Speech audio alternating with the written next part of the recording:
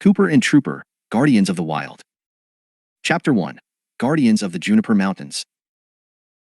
The Juniper Mountains stretched endlessly beneath the late afternoon sun, their rugged peaks casting long shadows over the rolling landscape of sagebrush, towering junipers, and golden grasses swaying in the wind. The air was crisp, carrying the scent of sun-warmed earth and distant rain, a familiar combination that whispered of the untamed beauty of the land. It was home to the wild, to the creatures that roamed its canyons and forests, and most importantly, to the guardians who ruled it. Two figures moved silently through the underbrush, barely making a sound despite their massive frames. They were as black as the midnight sky, their sleek coats shimmering in the fading light. Each bore a single patch of white on their chests, marks that made them look like warriors clad in battle armor. Cooper and Trooper. They were more than just dogs. They were sentinels. Cooper, the older of the two, moved with quiet authority, his golden eyes scanning the landscape for any signs of trouble. He was the thinker, the strategist, the one who always seemed to know what to do before anyone else did. His ears twitched at the sound of a distant hawk's cry, but his pace remained steady, his posture composed. Trooper, the younger and more excitable of the two, had a mischievous glint in his eyes. He moved with confidence but lacked his brother's patience, always eager to explore, chase, and challenge the world around him. Every so often, he would bound ahead, sniffing the air, searching for something, anything that might be fun to investigate. But tonight wasn't about fun. Tonight, something was wrong. Cooper smelled it first, a sharp, acrid scent carried on the wind. Trooper stopped mid-step, his playful energy vanishing instantly. They both knew this smell. Gunpowder. Then, a sound. A sharp crack. Followed by another. Then silence. The silence was worse than the gunfire. It meant the world had just lost something. The two dogs exchanged a glance. Then, without hesitation, they ran. The Juniper Mountains blurred past them as their powerful legs ate up the distance, moving like shadows in the dusk. Every instinct told them to hurry. Something was out there. Something was dying. And they had to find it. The scent grew stronger as they approached a small clearing near the edge of a rocky bluff. The moment they reached it, they skidded to a halt. Trooper let out a low whimper. Cooper's body went rigid. Lying in the dirt, her golden coat streaked with red, was a mountain lion. She was still breathing, but barely. Cooper stepped forward cautiously, his ears pinned back. He had seen death before, but this was different. This wasn't nature. This was something else. Something cruel. And then they saw them. Two humans stood over the wounded lion, their rifles still smoking. They weren't like Scott, their human companion. Scott respected the land. These men? They were takers. One of them nudged the lion with his boot, chuckling. "Big one, huh?" he muttered, lowering his rifle. "Didn't go down easy." The other man grinned, crouching beside the lion. "Yeah, but look over there," he gestured toward a cluster of rocks, where two tiny shapes were huddled. Two mountain lion cubs. They were small, too small to be alone. Cooper's chest rumbled with a deep, guttural growl. The men didn't hear it. They were too focused on the cubs. The first man licked his lips. "2 more shots and we'll have him." Trooper let out a snarl. The men froze. Slowly, they turned. And that's when the dogs attacked. End of Chapter 1. Chapter 2. The Wrath of the Danes. Trooper struck first. The moment the words "2 more shots" left the poacher's mouth, he was already airborne. The black Great Dane hit the first man with the force of a freight train, his massive body knocking the rifle clean from the poacher's hands before he even had time to react. The impact sent the man sprawling, landing hard on his back in the dirt with a sharp oof. Before the second poacher could react, Cooper was already there. With the precision of a trained warrior, he clamped his jaws around the second poacher's wrist, crushing it with enough force to make the man cry out in pain.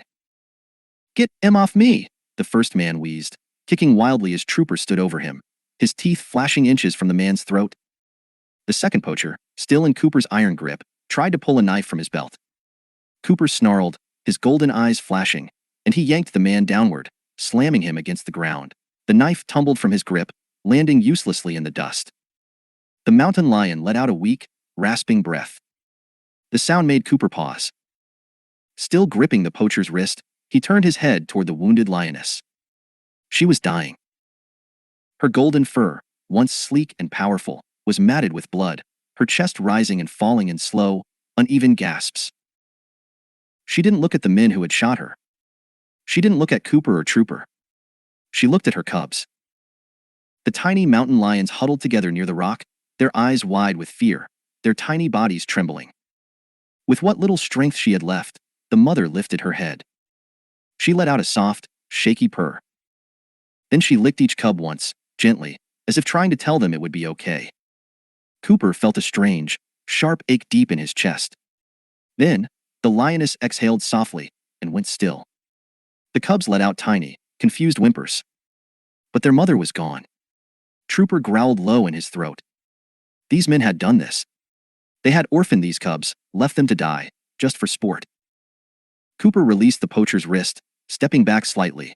The man, gasping in relief, tried to scramble for his fallen knife. But before he could reach it, Trooper lunged, slamming his paw down on the blade, pinning it in place. The poacher froze. Cooper and Trooper weren't done with them. Not yet. The two poachers were trembling now. "What the hell?" the first one stammered, still pinned beneath Trooper's massive paws. The other, still nursing his injured wrist, glanced between the two dogs, clearly realizing just how much trouble they were in. Trooper snapped his teeth inches from the man's face. The poacher flinched violently, sucking in a breath. We weren't doing nothing wrong," the other one stammered. "We were just hunting." Cooper growled low. "Hunting? No. These men weren't hunters. They were cowards. Real hunters respected the land. They took only what they needed, honored the animals they killed, and ensured balance. But these men? They had taken a mother away from her cubs for nothing.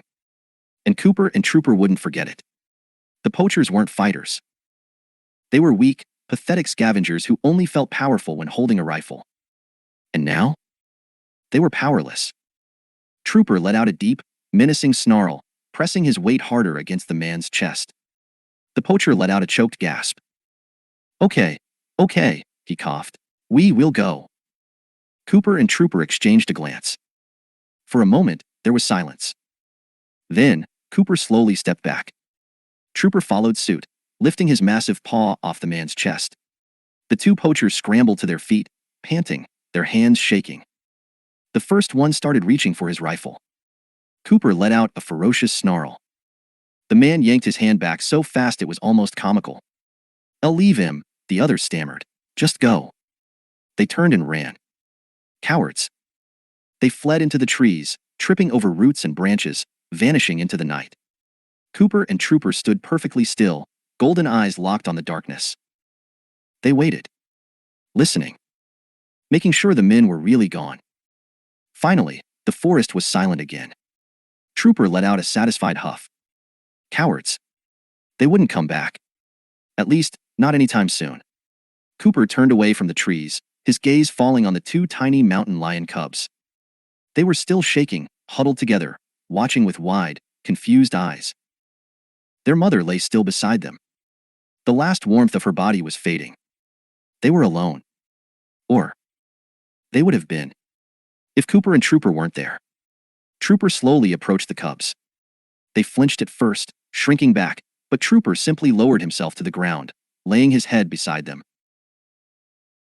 A silent gesture of reassurance. Cooper, ever the protector, sat beside the body of the mother, standing guard for a long moment before lowering his nose to the cubs. They were small. Vulnerable. They wouldn't survive out here alone. Trooper lifted his head, his golden eyes meeting Cooper's. A decision was made.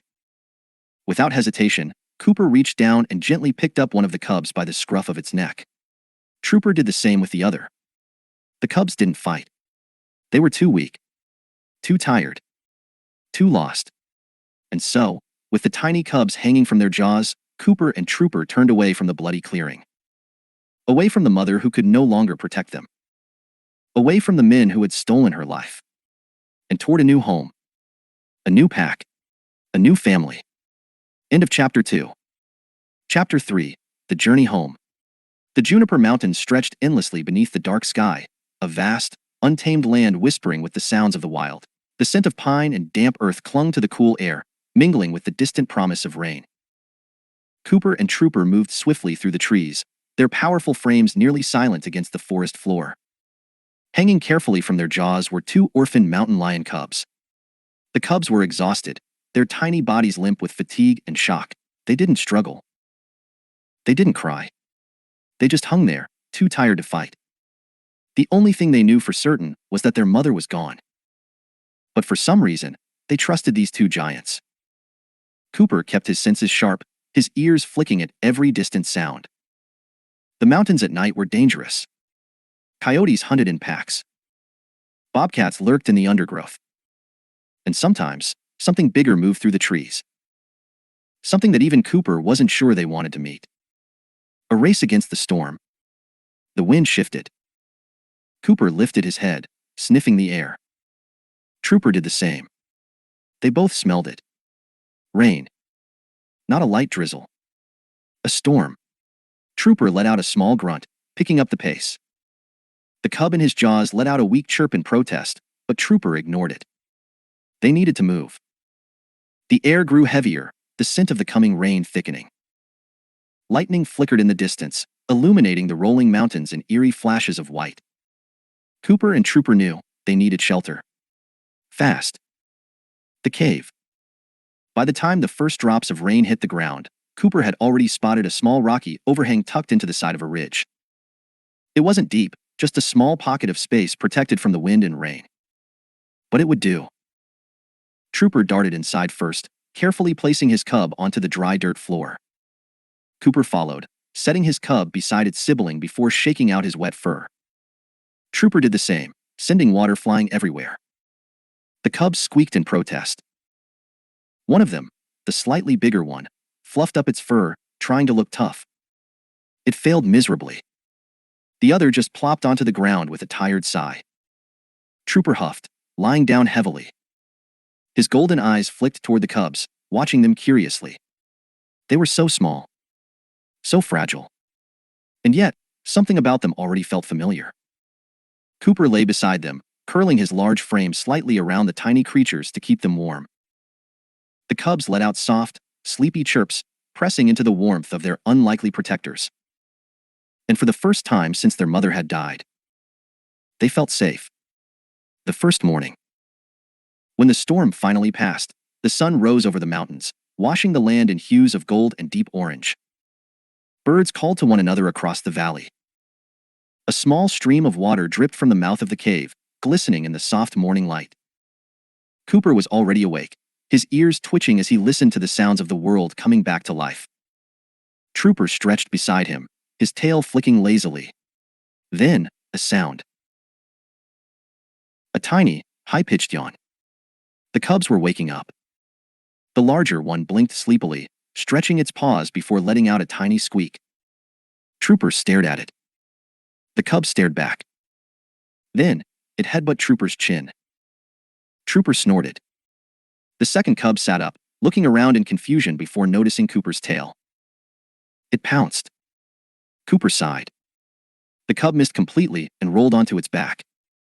Trooper chuffed in amusement. Cooper just shook his head.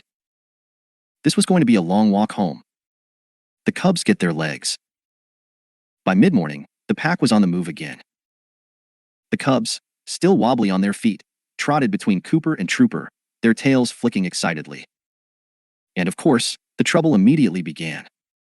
Mischief, Part 1, The Rock Climber. They had only been walking for 10 minutes when the larger cub suddenly decided it was part mountain goat. It spotted a large rock beside the trail and scrambled up onto it. Trooper paused, raising an eyebrow. Cooper didn't stop walking. The cub, not realizing how high it had climbed, looked down and immediately panicked. It let out a pitiful wail, its tiny legs shaking. Trooper sighed and turned back, grabbing the cub by the scruff and carrying it down.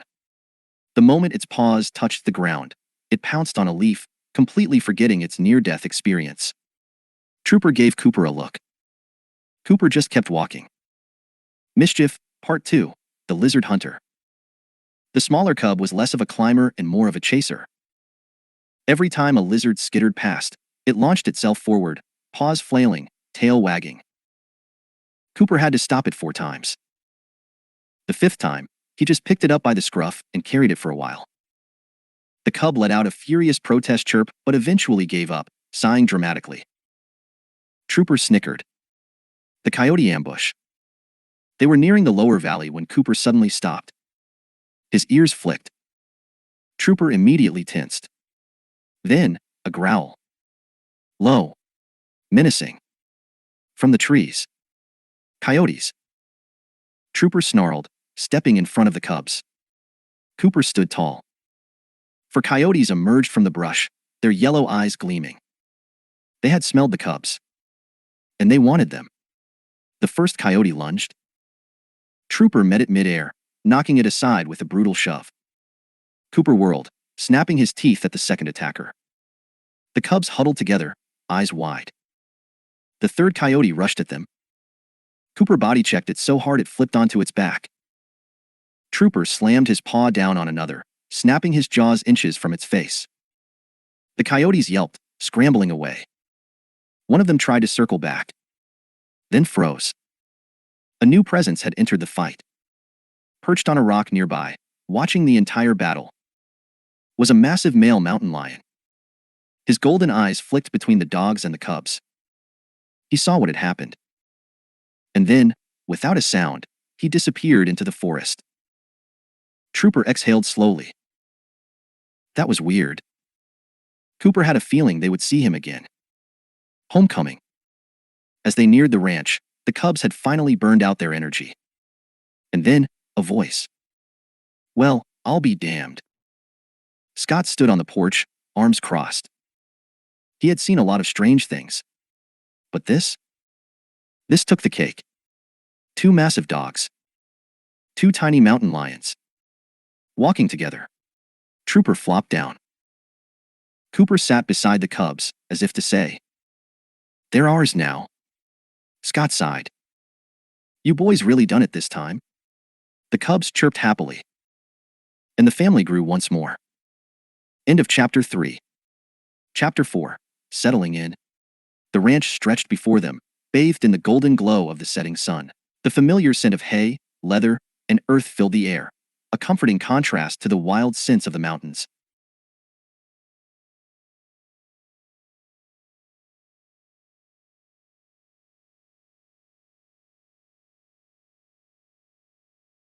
Scott stood on the porch, arms crossed, staring at the strange procession making its way toward him. 2 Great Danes. 2 mountain lion cubs. Walking together like it was the most natural thing in the world. Scott let out a slow breath and rubbed his temple. Well, I'll be damned. Trooper flopped onto the ground, exhausted.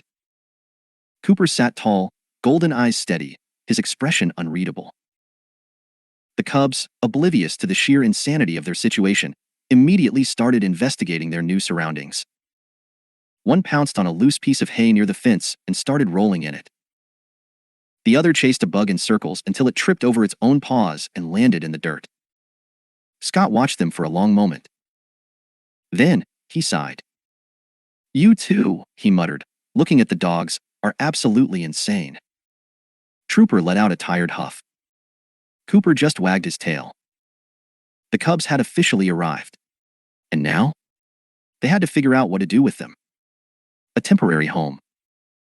Scott walked down the steps, kneeling beside the 2 dogs and their new companions. Up close, he could see just how young the cubs were. They were still wobbly, their legs thin, their fur soft with youth. They had barely left their mother's side before she was taken from them. Scott let out a slow breath and scratched behind Trooper's ears. You boys planning on raising him? He muttered. Trooper snorted. Cooper gave a single wag of his tail. Scott sighed. Yeah, figured as much. One of the cubs flopped onto its back, staring up at Scott with big, curious eyes.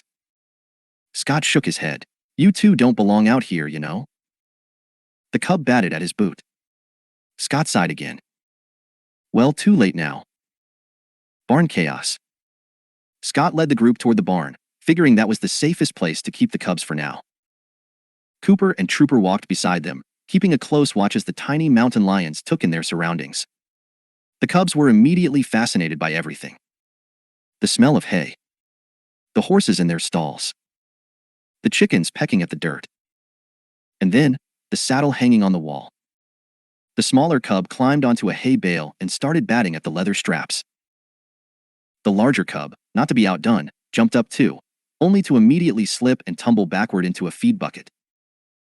Scott winced as the bucket tipped over, sending a spray of oats across the barn floor.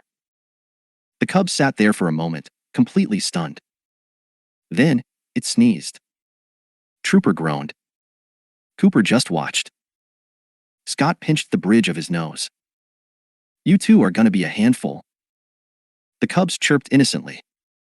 New sleeping arrangements. Scott set up a soft bed of straw in one of the empty horse stalls, figuring it was the best place to keep the cubs contained. Trooper curled up beside them, his massive frame taking up half the stall. Cooper lay near the entrance, blocking any potential escape. Scott crouched down, watching as the cubs sniffed their new sleeping area. The smaller one tried to pounce on Trooper's tail again. Trooper grumbled but didn't move. The larger cub stretched out across Trooper's paws, its tiny body barely covering the massive dog's front legs. Scott chuckled. "Well," he muttered, "guess they already picked their favorite." Trooper groaned. Cooper wagged his tail slightly, amused. Scott stood up, shaking his head. "You're stuck with him now." Trooper sighed. The cubs let out tiny purrs, curling up close. For the first time in days, they felt at home. And in the quiet warmth of the barn, they slept soundly. The first escape attempt. Scott woke up the next morning to chaos. The moment he stepped into the barn, he saw the aftermath of disaster.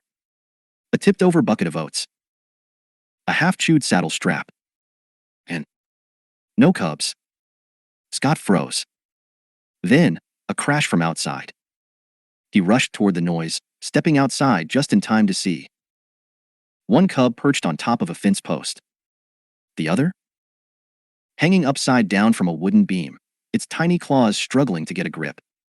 Scott blinked. The cub on the fence post wobbled. Then, it fell. Trooper lunged, catching it before it hit the ground. The cub chirped in protest. Trooper groaned.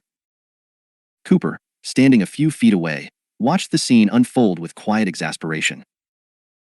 Scott let out a long breath. This is gonna be a nightmare. The cub happily chewed on Trooper's ear. Trooper looked like he regretted every life decision that had brought him to this moment. Scott shook his head. He had no idea how this was going to work. But one thing was clear. These cubs weren't just passing through. They were here to stay. And things were about to get very, very interesting. End of Chapter 4. Chapter 5. Learning the rules. Morning had barely started, but the chaos was already in full swing. Scott had hoped that, maybe, just maybe, the cubs would settle in and adjust to life on the ranch without much trouble. Scott should have known better. Breakfast disaster. Scott had just finished pouring feed for the horses when he heard a crash from inside the barn. He turned sharply, his gut already telling him exactly who was responsible. He stepped through the doorway and stopped. Trooper sat rigid, his tail flicking in barely contained frustration. Cooper stood beside him, his usual calm demeanor masking his irritation. And at their feet, one overturned feed bucket. Oats scattered everywhere. Two cubs, standing in the middle of the mess, looking extremely proud of themselves. Scott crossed his arms. Oh, hell no. The smaller cub sat down in the middle of the oats like it had just built itself a personal throne. The bigger one? It rolled onto its back and started batting at the air, completely unbothered. Trooper let out a long, suffering sigh. Scott pinched the bridge of his nose. I leave y'all alone for 5 minutes, and this is what I come back to? Trooper huffed. Cooper flicked an ear. Scott looked at the cubs. Y'all enjoying yourselves? The cub in the oats licked its paw dramatically. Scott shook his head. I swear, y'all are worse than children. Trooper grumbled his agreement. Cooper just sighed. Scott crouched down, pointing at the mess.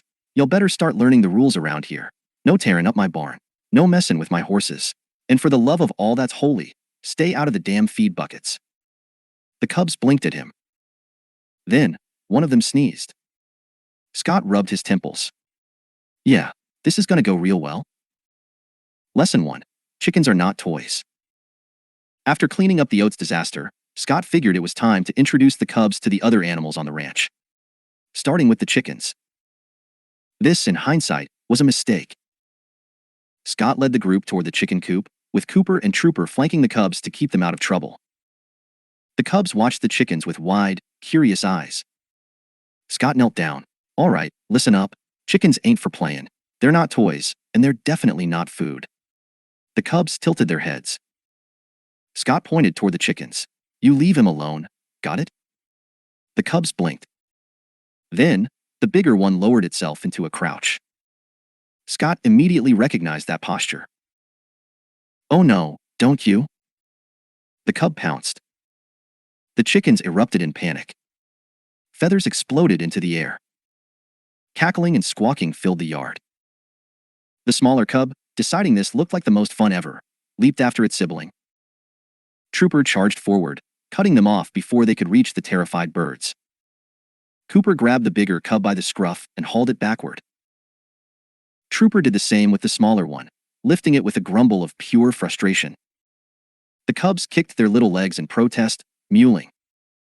The chickens scattered into the safety of their coop, screaming insults in their own language. Scott stood with his hands on his hips, staring at the aftermath. Yep, he muttered. That went about how I figured. Trooper set his cub down with a firm huff, clearly unimpressed.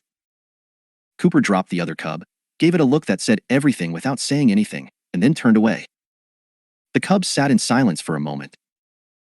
Then, the bigger one slowly lifted a paw and swiped at Trooper's tail. Trooper snapped his head around. The cub immediately rolled onto its back, acting innocent. Scott shook his head. I need coffee. Lesson 2. The ranch is not a jungle gym. After the chicken fiasco, Scott figured it was best to let the cubs burn off their energy. So he let them wander the yard. This, once again, was a mistake. Within minutes, the larger cub had climbed onto a barrel, lost its balance, and landed headfirst into a pile of rope. The smaller cub had discovered a bucket of water, stuck its head in, and then shook it violently, soaking itself and everyone nearby. Trooper, now drenched, groaned and lay down in the dirt, utterly defeated. Cooper stood beside him, watching the chaos unfold with quiet disbelief.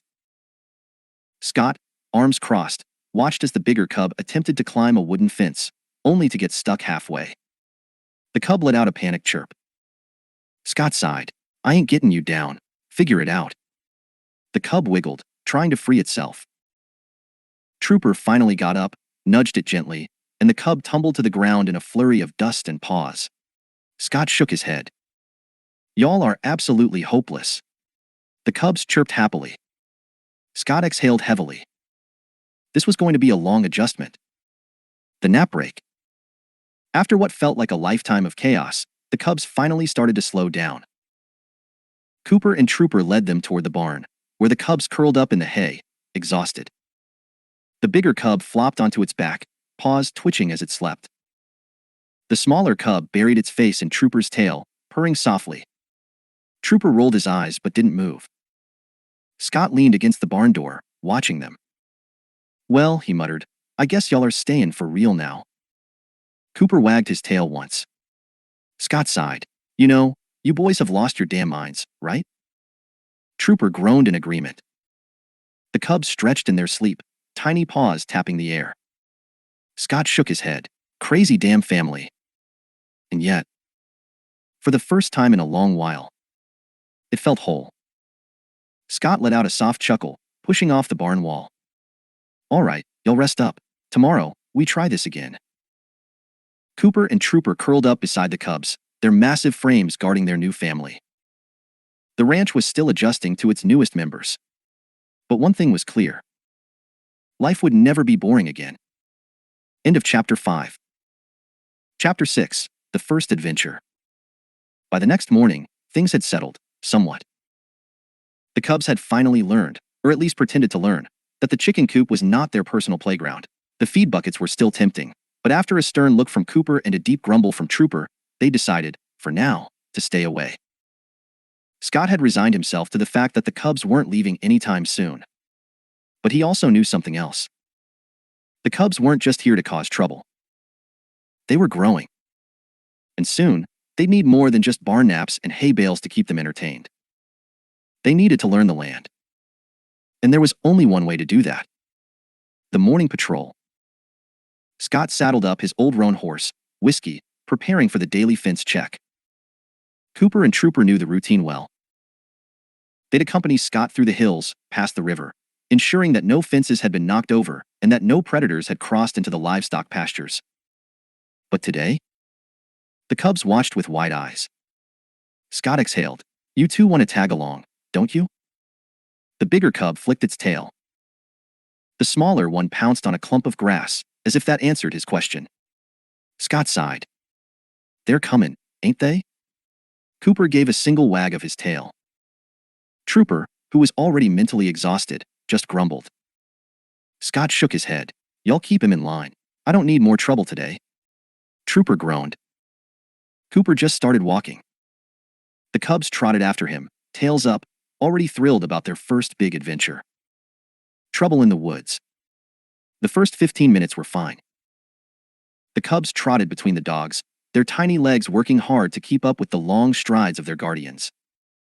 The trees swayed gently as a breeze rustled through the canyon. The scent of pine and fresh earth filled the air. Then, the cubs got bold. The smaller one spotted a squirrel and immediately launched into full attack mode. It didn't matter that the squirrel was halfway up a tree, or that the cub had zero experience hunting. It jumped anyway, and missed completely. With a loud squeak, it landed face first into a pile of leaves. Trooper stopped walking, turned his head, stared. The cub sat up, leaves sticking to its face. Trooper exhaled heavily and kept moving. Cooper barely flicked an ear. He was used to this already. The bigger cub learned nothing from its sibling's failure. Instead, it found a large stick and proudly carried it around like it had just won a prize. Scott glanced back from Whiskey's saddle. "That stick better not end up in my stirrups," he warned. The cub chewed it experimentally. Scott sighed. "I already regret bringing y'all." The unexpected visitor. They had just crossed into a wide clearing when Cooper suddenly stopped. His ears flicked forward. Trooper tensed beside him. The cubs, sensing the shift in mood, froze. Scott saw it a second later. A set of tracks in the dirt. Fresh. Scott dismounted, kneeling beside them. Cooper sniffed the air. Trooper let out a low growl. Scott ran a hand down his face. "Well, hell." The mountain lion was back. The male lion returns.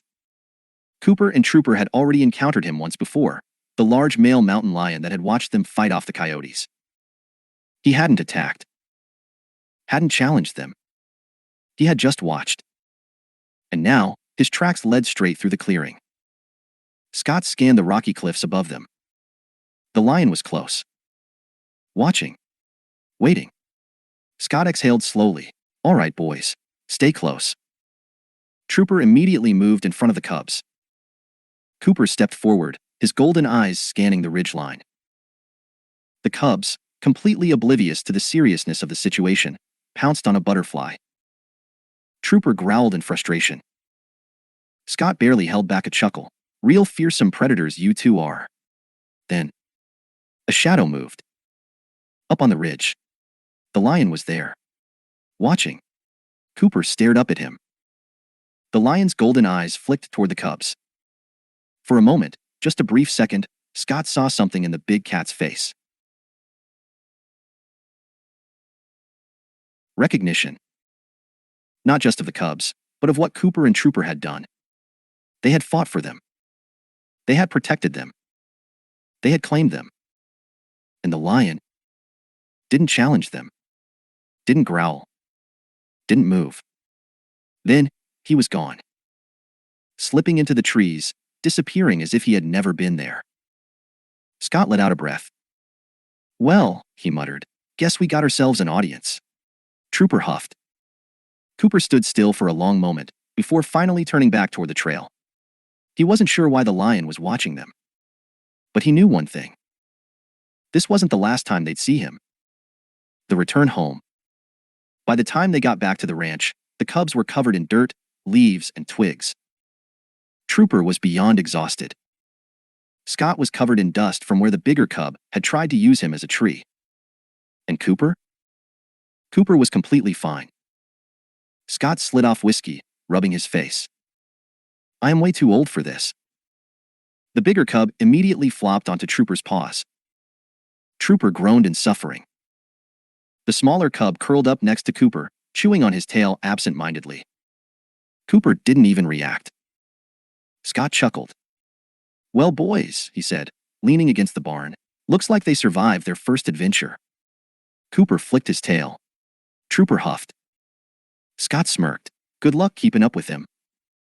Trooper buried his face in his paws. The cubs? Already fast asleep. End of Chapter 6. Chapter 7. The Unexpected Visitor. It had been a few weeks since the cubs officially became part of the ranch. They had grown bolder, faster, and, unfortunately, smarter. Cooper and Trooper were constantly on alert, preventing the cubs from getting into trouble.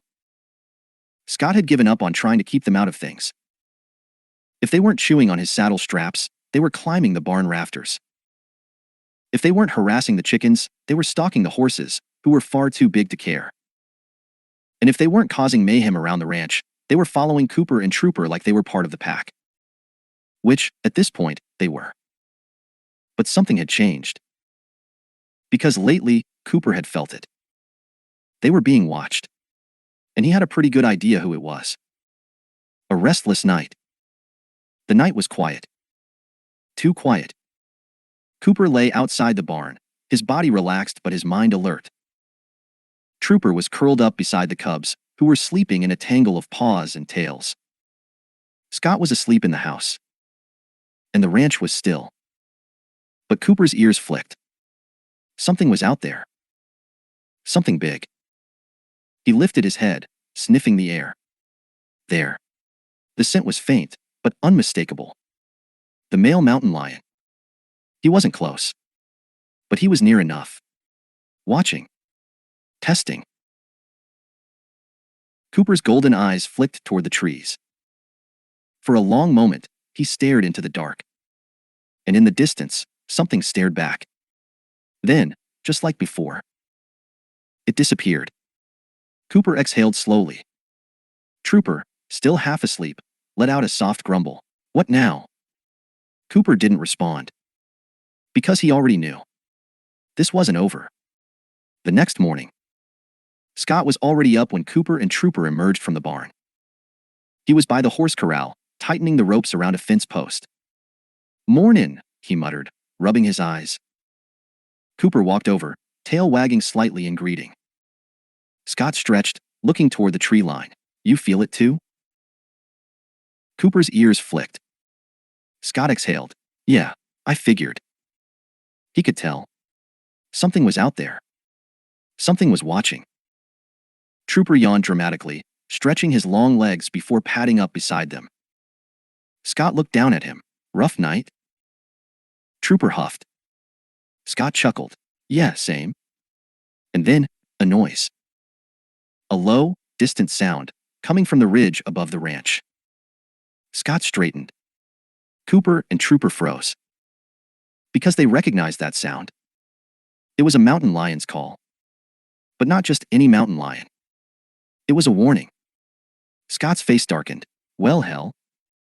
The warning signs. By noon, Cooper, Trooper, and Scott were on the move. The cubs, still too small to be left alone, were being watched over by Whiskey, the old ranch horse, who had taken an oddly patient liking to them. Scott led the way on foot, following the tracks near the base of the ridge. They were fresh. Scott crouched, pressing his fingers to the dirt. That lion's been here. He ain't just passing through anymore. Cooper sniffed the air. The scent was strong. Trooper let out a low growl. You think he's getting closer? Cooper didn't answer. He didn't need to. Scott stood, dusting off his hands. We need to keep an eye on this. Last thing I need is a damn lion claiming my land is his. Trooper grumbled in agreement. Cooper just kept watching the trees. Because they weren't alone. Not anymore. Face to face. It happened just before sundown. Cooper had just finished his patrol when he caught the scent again. This time, it was closer. Too close. Trooper sensed it a second later, his body stiffening.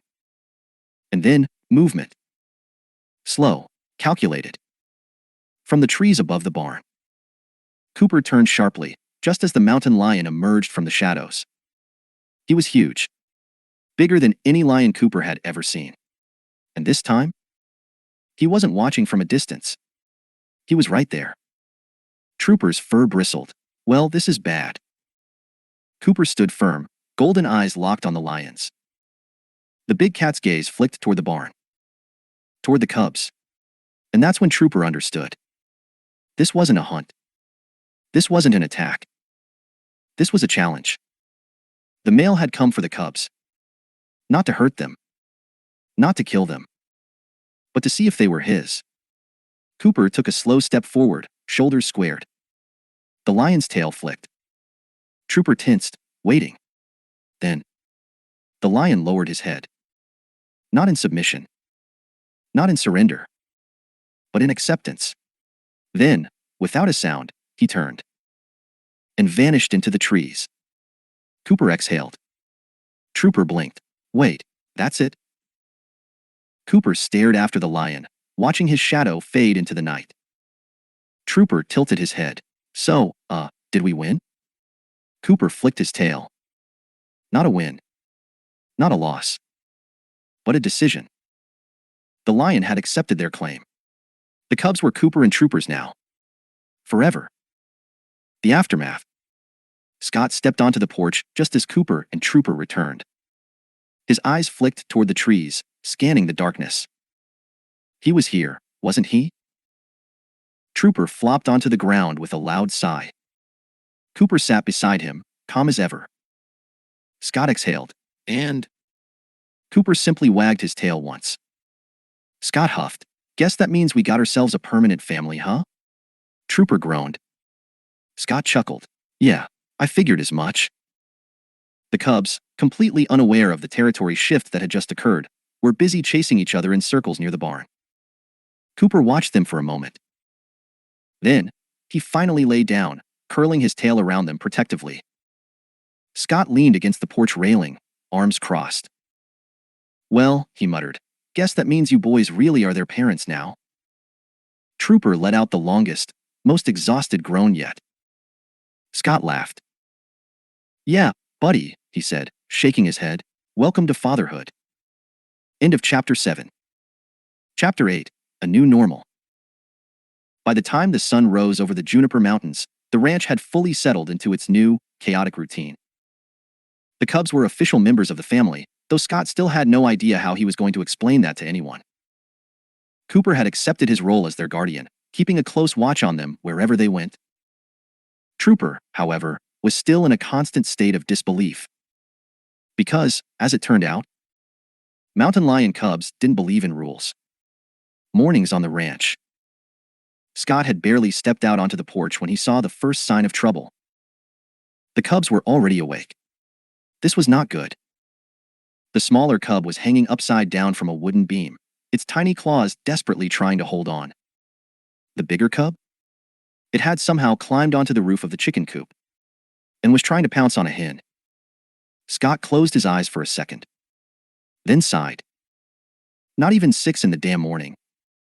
The Great Chicken Incident. Scott didn't even have to yell. Cooper and Trooper were already on the case.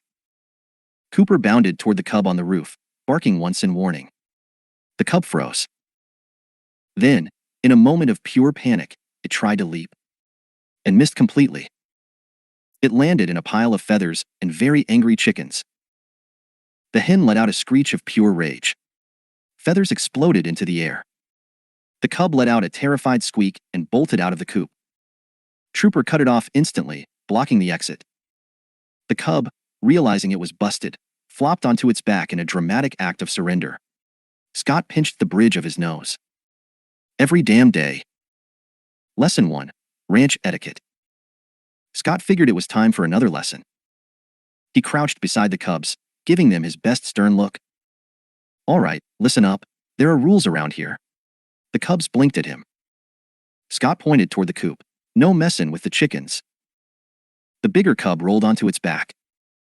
Scott exhaled. "No jumpin' on the horses." The smaller cub licked its paw. Scott groaned. "And for the love of all things holy, stay out of my damn barn." The cubs stared. Then, slowly, the bigger one reached out a paw and tapped his boot. Scott narrowed his eyes. "You're not listening, are you?" The cubs chirped. Scott sighed. "Didn't think so." An unlikely family. As much as they drove him insane, Scott couldn't deny. The ranch felt different now. Not bad. Just different. The cubs had claimed the land as their own, just as much as the dogs had. And the male lion hadn't returned since that night. It was as if he had truly accepted them as pack now. Scott leaned against the fence, watching as the cubs pounced on each other in the dirt, their little tails flicking in excitement. Trooper was on his side, exhausted, letting the smaller cub chew on his ear. Cooper stood nearby, watching everything with quiet patience. Scott smirked. "Well, boys," he muttered, "looks like y'all are parents now." Trooper let out a long, suffering sigh. Cooper just wagged his tail. Scott laughed. "Yeah, thought so." This was home now. And for the first time in a long while, it felt right. End of Chapter 8. Chapter 9. Trouble on the Ridge. The days at the ranch had settled into a new normal. The cubs continued their reign of mischief, the dogs continued their endless duty of keeping them in line, and Scott had more or less given up on trying to control any of it. But there was something lingering in the back of Cooper's mind. Something unspoken. Because while the male mountain lion hadn't been seen in weeks, Cooper knew. He was still out there. Watching. Waiting. And soon enough, they'd have another problem on their paws. Morning patrol. Scott's morning fence check had become a family affair. What used to be a simple ride around the property with Cooper and Trooper was now an entire procession. Scott, riding Whiskey, led the way. Cooper and Trooper flanked the sides. And the cubs? They trotted between the dogs, tails flicking, heads swiveling at every new sound. They were learning the land. Learning where the fence lines ran, where the cattle grazed, where the creeks cut through the valley. But Cooper wasn't just watching them. He was listening. Because something felt off today. And then, he heard it. A sound in the distance. It was faint. A noise carried on the wind. Scott heard it too. He pulled Whiskey to a stop, tilting his head. "That ain't normal." Cooper sniffed the air. Trooper stiffened. The cubs, still too young to recognize danger, just looked curious. Then, a gunshot. The chase begins. The moment the shot echoed through the valley, Cooper and Trooper launched forward. Scott cursed, grabbing the reins. "Damn it, boys, wait." The dogs didn't wait. Cooper's paws tore up dirt as he sprinted, nose locked onto the scent. Trooper was right beside him. And, of course, the cubs followed. Scott had no choice. He kicked Whiskey into motion and followed, cursing under his breath. The poachers returned. The scent was sharp. Unfamiliar men, guns, blood. Cooper and Trooper crested the ridge. And saw them. Two men, rifles slung over their shoulders, standing over a wounded buck. Cooper's blood boiled. He knew these men. The poachers. The same ones who had killed the cub's mother. And now, they were back. Trooper let out a deep, guttural snarl. The cubs, sensing the shift in mood, stopped dead in their tracks. The poachers looked up. Their faces paled. "Well, hell," one muttered. "It's them damn dogs again." A fight in the dust. The poachers weren't prepared. The moment Trooper charged, the first man scrambled backward, fumbling for his rifle. Too late. Trooper hit him like a freight train, sending him crashing into the dirt. The second man reached for his gun. Cooper was faster. He lunged, clamping down on the man's arm, forcing him to drop the weapon. The cubs watched, tails bristling, eyes wide. They weren't scared. They were learning. And they were watching how the pack defended itself. The second poacher yelled in pain, kicking wildly. Trooper loomed over the first, growling, teeth bared. Then, a sharp whistle. Scott. Let him go. Cooper hesitated. Trooper growled low. Scott slid off whiskey, walking toward the scene. The poachers looked petrified. Scott adjusted his hat, eyes cold. I warned you boys last time. The men scrambled up, hands raised. We ain't looking for trouble. Scott's jaw clenched. Then why the hell are you on my land? No answer. Just silence. Scott nodded slowly. Y'all got 10 seconds to run. The men didn't wait. They took off, leaving their guns behind. Scott exhaled through his nose. Idiots. He looked down at the abandoned rifles. Cooper sniffed them, then lifted his leg and peed on one.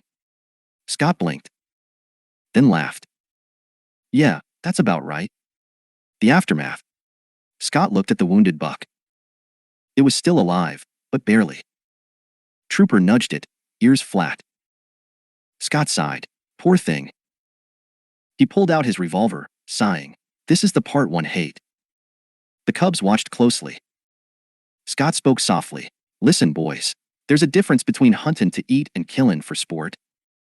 Cooper sat beside the cubs, his golden eyes steady. Scott aimed and ended it. Quick, clean. The cubs flinched. But they understood. Scott exhaled, rubbing his face. Damn poachers. He looked toward the dogs. Y'all did good. Trooper wagged his tail. The cubs, sensing the tension was gone, immediately started rolling in the dirt. Scott shook his head. Well, glad someone's having a good time. Back to the ranch. By the time they got back, the cubs were covered in dust, exhausted but happy. Scott sat on the porch, rubbing his temples. You boys really can't have a normal day, huh? Trooper flopped onto his side. Cooper just wagged his tail. Scott sighed. Well, at least the poachers won't be back. But even as he said it, something in his gut told him this wasn't over. Not yet. End of Chapter 9. Chapter 10. A shadow in the trees. The poachers were gone, their rifles abandoned, and their pride trampled into the dirt by two Great Danes and an old cowboy.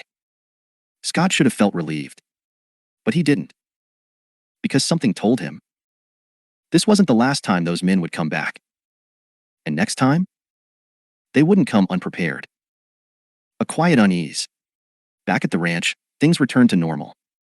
The cubs were back to their usual antics, climbing fences, stealing Scott's tools, and generally making Trooper's life miserable.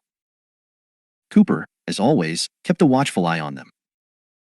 But something about the way he moved was different. Scott noticed it that night, as he leaned against the porch railing, watching the land. Cooper was patrolling more. His ears were always up. His eyes flicked toward the tree line more often than usual. He was waiting. Listening. Expecting something. Scott exhaled. You feel it too, huh? Cooper didn't look away from the trees. Scott sighed, rubbing his face. Yeah, me too. The stalker in the dark. Trooper, meanwhile, had a different problem. The cubs refused to go to sleep. It was well past midnight, and the smaller cub had decided that Trooper's tail was the best toy ever. Trooper grumbled, flopped onto his side, and suffered in silence. Cooper, who had zero sympathy, sat at the barn entrance, staring at the horizon. Then, he saw it. A figure. Just barely visible in the dark. Standing at the edge of the trees. Watching. Waiting. Cooper stiffened. Trooper immediately sensed the change. The cubs, finally catching on to the tension, stopped their wrestling and looked up. A low growl rumbled in Cooper's chest. Trooper stood. The figure didn't move. Didn't step forward. Didn't retreat. Just stood there. A shadow in the dark. Watching. Then, it was gone. Trooper exhaled sharply. That was bad. Cooper didn't answer. Because deep down, he knew. It wasn't over. Scott's decision. The next morning, Scott found Cooper sitting by the barn, eyes locked on the trees. He knew that look. He'd seen it on veterans, old ranch hands, and men who'd seen too much. Scott walked up, kneeling beside him. "So," he muttered, "who's out there?" Cooper didn't move. Didn't look away. Scott exhaled. He trusted his dogs. And if Cooper was worried, then so was he. Scott stood up. "All right, boys. Time to make this ranch a little less friendly." Trooper, who had been half asleep, lifted his head. Scott strode to the house, grabbed his old Winchester rifle, and checked the rounds. He wasn't a violent man. But he'd be damned if he let some poachers threaten his land. Or his family. The silent hunt. Cooper and Trooper led Scott into the trees. The cubs had been left behind at the ranch, under the watchful eye of Whiskey the horse. Scott followed his dog's lead, trusting them to guide him toward whoever had been lurking. They moved in silence. The Juniper Mountains were still, the wind barely whispering through the pines. Then, a sound. Footsteps. Scott's grip on his rifle tightened. Cooper stopped. Trooper let out a low growl. The scent was familiar. And then, a voice. "You just don't quit, do ya?" Scott's blood went cold. Face to face with the enemy. The poachers stood in the clearing. Their rifles were gone. But their hatred wasn't. The taller one smirked. "Didn't think we'd leave, did ya?" Scott's jaw clenched. "I told y'all to stay off my land." The shorter poacher spat. "And we told you, this ain't your land." Scott didn't move. Trooper's growl deepened. Cooper lowered his head, his golden eyes burning. The taller poacher sneered. "Ain't just huntin' anymore. You humiliated us, and we ain't leavin' till we make things right." Scott cocked his rifle. "Try me." For a long moment, the poachers didn't move. Then, the taller one smirked and stepped back. "Not today, cowboy," he muttered, "but soon." And then they were gone. The unspoken war. Scott exhaled. Trooper let out a low, rumbling growl. Cooper's fur bristled. Because they knew. This wasn't over. The poachers weren't leaving.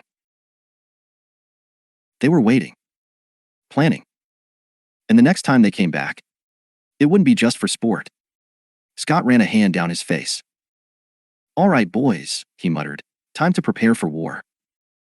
Cooper wagged his tail once. Trooper groaned. And together, they turned back toward the ranch. Because the fight was just beginning.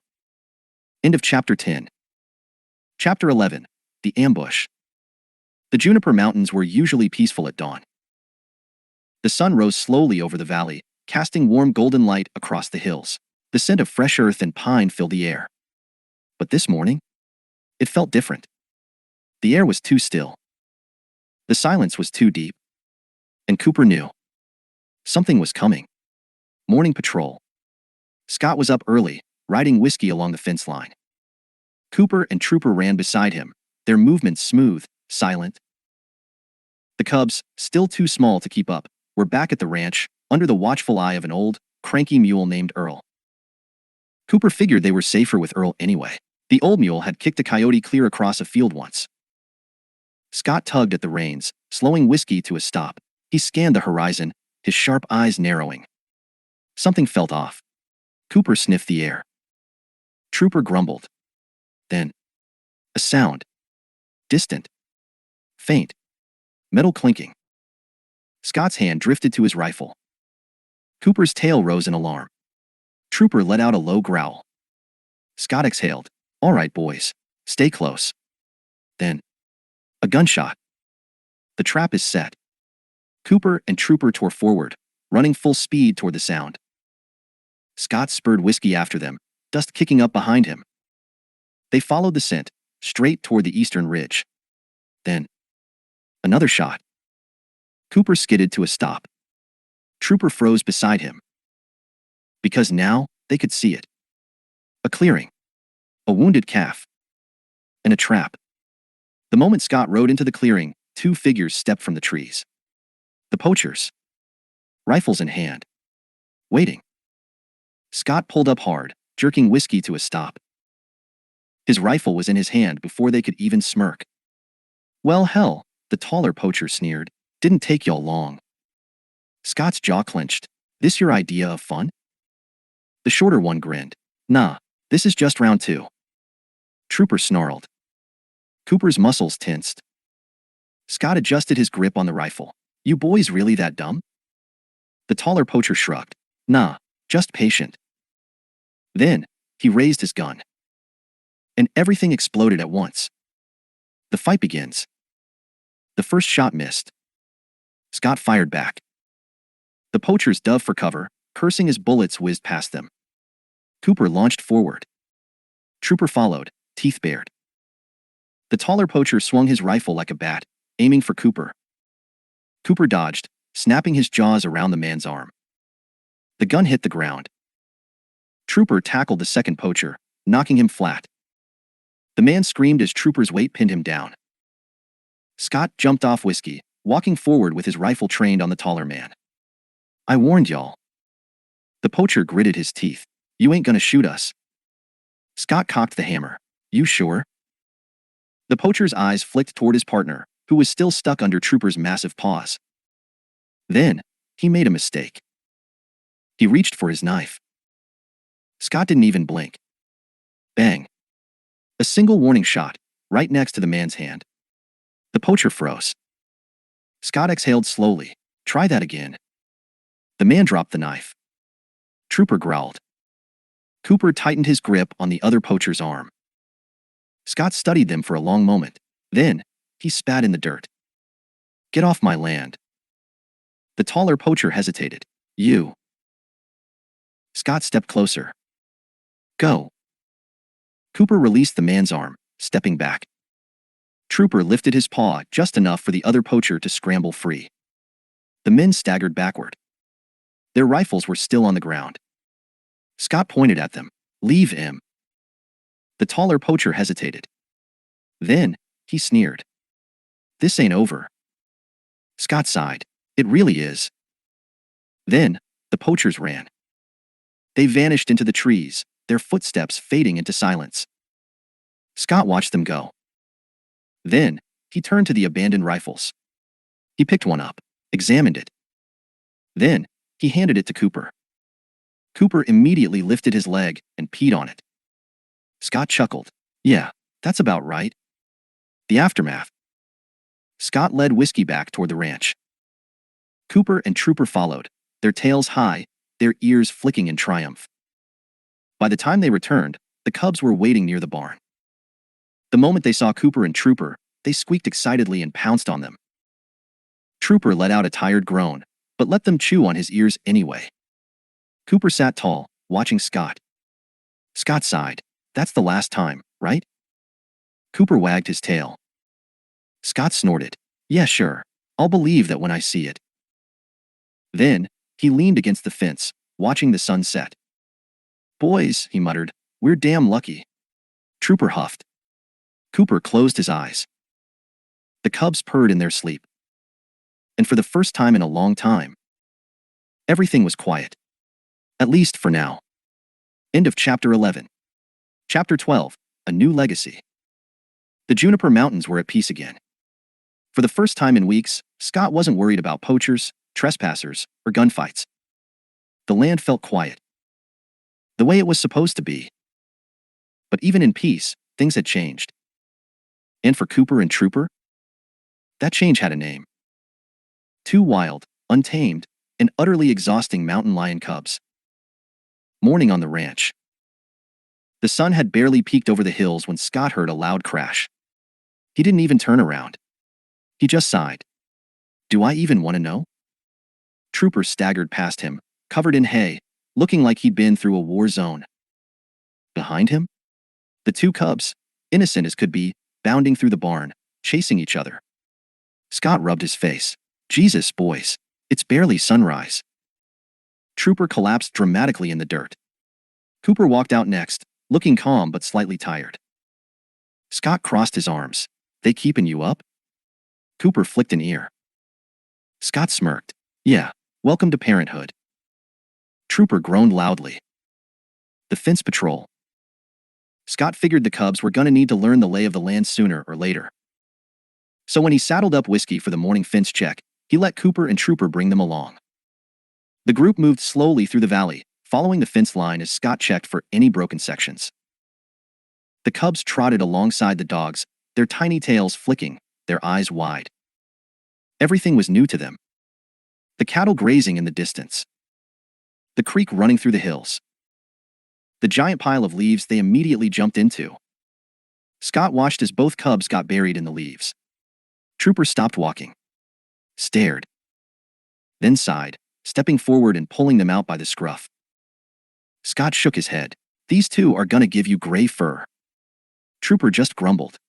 Cooper wagged his tail once. The cubs, completely unfazed by their near burial, bounced off to chase a butterfly. Scott chuckled. Yeah, this was a good idea. Passing the test. By midday, the patrol was nearly done. Scott was checking the last section of fencing when he noticed something. The cubs weren't playing anymore. They were watching. Scott followed their gaze and felt his stomach drop. A coyote. Small, young. Probably just passing through. But the cubs? They weren't scared. They were tense. Trooper's ears flattened. Oh boy.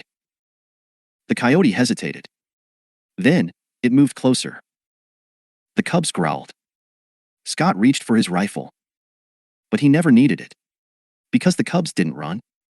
Didn't flinch. They stood shoulder to shoulder, tails high. Cooper stepped beside them. Trooper did too. The coyote froze. Then, it backed away. Gone. Scott exhaled slowly. He looked at the cubs. Still standing tall. Still watching. Still learning. Scott nodded. Well damn, looks like they're catching on. Cooper wagged his tail. Trooper groaned. Great, more of us. Scott grinned. Yep. A family of 4. By the time they got back to the ranch, the cubs were tired but proud of themselves. Trooper flopped onto the porch, dramatically exhausted. Cooper lay beside the cubs, watching them with quiet approval. Scott leaned against the railing, looking at the group. Well boys, he muttered. Guess this is it, huh? Cooper flicked his ear. Trooper groaned. The cubs curled up beside them, tails twitching. Scott sighed. Yeah, thought so. Because this wasn't just a pack anymore. This was a family. And no matter what came next, they'd face it together. End of Chapter 12. Chapter 13. Naming the cubs.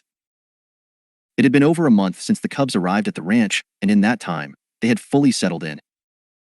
Scott still wasn't entirely sure how he had ended up raising 2 mountain lions, but at this point, he figured it was too late to argue about it. One thing was for sure, though. The cubs weren't going anywhere. And that meant they needed names. The naming committee. Scott sat on the porch, arms crossed, watching the chaos unfold. The cubs were currently tumbling across the dirt, wrestling each other with zero regard for personal space. Cooper watched from his usual calm, patient position, tail flicking occasionally. Trooper? Trooper was suffering. The smaller cub had decided that his ear was a chew toy, and Trooper looked one incident away from a meltdown. Scott exhaled. You know, he muttered, I can't keep calling them the cubs. Trooper grumbled in agreement. Cooper just wagged his tail. Scott leaned forward. Y'all got any ideas? Trooper snorted. Cooper blinked. Scott nodded. Figured as much. Naming the bigger cub. The bigger cub was the bolder one. The one who climbed where he wasn't supposed to. The one who challenged Trooper at every turn. The one who had zero fear of anything. Scott rubbed his chin. I've been thinking about this one for a while. The cub paused mid-wrestle, ears perking up. Scott smirked. How about we call you Boone? The cub blinked. Then, he chirped. Trooper lifted his head. Boone. Scott nodded. Like Daniel Boone. Wild, stubborn, and don't know when to quit. Boone bounced forward, tail flicking. He liked it. Cooper nudged the cub with his nose, as if approving the choice. Scott grinned. Boone it is. Trooper sighed. Great. Now the troublemaker's got a name. Scott chuckled. Oh, it gets better. Naming the smaller cub. The smaller cub was the quiet one. The one who watched first before acting. The one who learned the fastest and then used that knowledge for maximum mischief. Scott studied him for a long moment. Then, he smirked. You know what, he said. I think you're a Sawyer. The cub tilted his head. Scott nodded. Smart, sneaky, always got a plan. The cub gave a tiny, please chirp. Boone pounced on him immediately.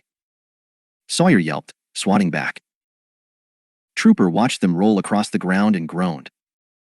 Why do they sound like outlaws? Scott laughed. 'Cause they probably will be. A new chapter begins. Cooper watched his newly named cubs, tail flicking thoughtfully. Boone and Sawyer were fighting again, but this time, it felt different. They weren't just playing. They were learning. Practicing. They were growing into something bigger. A pack. A team. A family. Scott stood, stretching. Well, boys, looks like we got ourselves Boone and Sawyer now. Trooper exhaled heavily. Cooper wagged his tail. Boone tripped over his own paws, rolled onto his back, and chirped happily. Sawyer stole Trooper's tail again. Trooper groaned. Scott smirked. Yep, this is gonna be fun. End of chapter 13. Chapter 14. The first hunt, sort of. Boone and Sawyer had been part of the pack for weeks now, and if there was one thing they were absolutely not good at, it was hunting. Sure, they had the instincts. They had the speed. They even had the attitude. But what they did not have was any idea how to actually hunt. And today, Cooper and Trooper were going to find that out the hard way. The setup. Scott had ridden out early that morning, leaving the dogs and cubs to their own devices. That meant one thing. Cooper decided it was time to teach the cubs how to be real predators. Trooper, however, was less enthusiastic. He was already tired from Boone using his tail as a wrestling dummy that morning. And now? Now, he was supposed to teach these two tiny disasters how to hunt? This was going to be a long day. Lesson 1. Stealth, a total failure. Cooper stopped near the edge of the pasture, his ears perked. Ahead, a jackrabbit was nibbling on grass. It hadn't noticed them yet. Perfect. Cooper lowered himself into a perfect stalking position, body still, paws silent. Trooper followed suit. Then, Boone and Sawyer did absolutely nothing right. Boone flopped onto his belly dramatically, tail wagging like crazy. Sawyer immediately pounced, missing by a solid 5 feet. The rabbit took off so fast it practically left a dust trail. Sawyer skidded to a halt, blinking in confusion. Boone just lay in the grass, watching it go like he had expected a different outcome. Trooper sat down with a sigh, looking to Cooper for some kind of reassurance that this wasn't as bad as it seemed. Cooper just shook his head. They had a long way to go. Lesson 2. The chase, a disaster. Cooper decided to simplify things. Maybe sneaking wasn't their strength. Maybe they just needed to run things down. So, when he spotted another rabbit, he nudged the cubs forward. No sneaking, just chase it. Boone's ears shot up. Sawyer's tail flicked excitedly. The rabbit was only a few yards away. This time, the cubs were ready. Cooper gave the signal. Boone and Sawyer took off like rockets. They were fast. They were focused. They were determined. The rabbit darted left. Boone and Sawyer kept going straight. Right past it. Then they ran into each other and tumbled into a heap of legs and tails. Trooper watched the whole thing happen, his tail thumping the ground in exhausted frustration. Cooper sat beside him, watching the cubs untangle themselves. Boone sneezed out a mouthful of dirt. Sawyer just looked confused. Trooper groaned, laying his head in the grass. They were never going to survive raising these two. Lesson 3. The stalk, gone wrong? Cooper tried one last time. The plan was simple. See the target. Move slowly. Pounce at the right moment. Sawyer actually did pretty well for the first few seconds. Then Boone, trying to copy him, stepped on a very loud, very dry stick. The sharp crack echoed through the valley. The rabbit fled instantly. Sawyer, startled by the noise, leaped straight into the air and landed on Boone's back. The two cubs tumbled down a small hill, rolling in the dirt like two balls of fur. Trooper and Cooper watched in silence. Then, Trooper just rolled onto his side, completely done with everything. Cooper sighed. At least they weren't boring. The unexpected victory. By now, the cubs were covered in dust, leaves, and disappointment. Boone sat up, licking his paw like he hadn't just embarrassed himself in every possible way. Sawyer flopped onto his belly, accepting his failure. Cooper was about to call it a day when a tiny rabbit darted past them. Trooper didn't even move. He just snapped his jaws at the right moment and caught it without even standing up. The cubs stared. Boone looked at Cooper. Sawyer looked at Trooper. Trooper just dropped the rabbit and gave them both a very unimpressed look. The cubs slowly looked at each other. Then, Boone flicked his tail. Sawyer swiped a paw at Trooper's leg, as if saying, "That doesn't count." Trooper snorted and walked away. Cooper just wagged his tail and followed. Sawyer and Boone sighed, realizing they had a lot of work to do. Back to the ranch. By the time they got back, the cubs were exhausted. Boone immediately curled up in the hay, looking pleased with himself despite the failure. Sawyer stretched out beside him, tail twitching as he yawned. Trooper collapsed onto the porch, completely done for the day. Scott leaned against the railing, raising an eyebrow. "How'd it go?" Cooper flicked an ear. Trooper let out a long, dramatic groan. Scott smirked. "That bad, huh?" Cooper sat down beside the cubs, keeping watch as they drifted off to sleep. Scott crossed his arms. "Guess we won't be relying on them for food anytime soon." Trooper let out a muffled grunt from where he was lying. Scott laughed, shaking his head. "Well, boys," he said, "least they keep things interesting." Boone let out a sleepy chirp. Sawyer swatted at an imaginary butterfly in his dreams. Cooper's tail flicked. Trooper let out one last sigh. And as the sun set over the ranch, one thing was clear. Life with Boone and Sawyer was going to be chaotic, exhausting, and downright ridiculous. And they wouldn't have it any other way. End of Chapter 14. Chapter 15. The Bath Incident. There were two things Boone and Sawyer had successfully mastered since arriving at the ranch. 1. Getting dirty. 2. Avoiding baths at all costs. For weeks, Scott had let them roam free, figuring they were wild animals and wild animals didn't exactly need baths. That was, until the cubs discovered the mud pit. And suddenly, a bath was no longer optional. The mud disaster. It had started innocently enough. Boone had found a shallow, muddy watering hole near the pasture fence. Then, like the bad influence he was, he pounced into it with full enthusiasm. Sawyer, who usually had a bit more sense, stood at the edge, watching Boone roll around like a happy pig. For a moment, it seemed like he might resist. Then Boone flung a pawful of mud directly at his face. Sawyer blinked, stunned. Then, he tackled Boone straight into the mud. And just like that, they were both covered from head to tail. Trooper and Cooper arrived a few minutes later, took one look at them, and immediately turned around like they had zero responsibility for the situation. Too late. Scott had already seen. The chase begins. Scott stood with his hands on his hips, watching as two very filthy mountain lion cubs pranced toward the barn, leaving muddy paw prints in their wake. He sighed.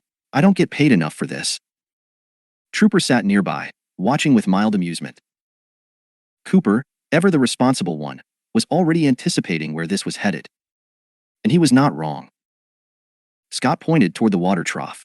"All right, boys, in." Boone froze. Sawyer's ears flattened. They both slowly backed away. Scott narrowed his eyes.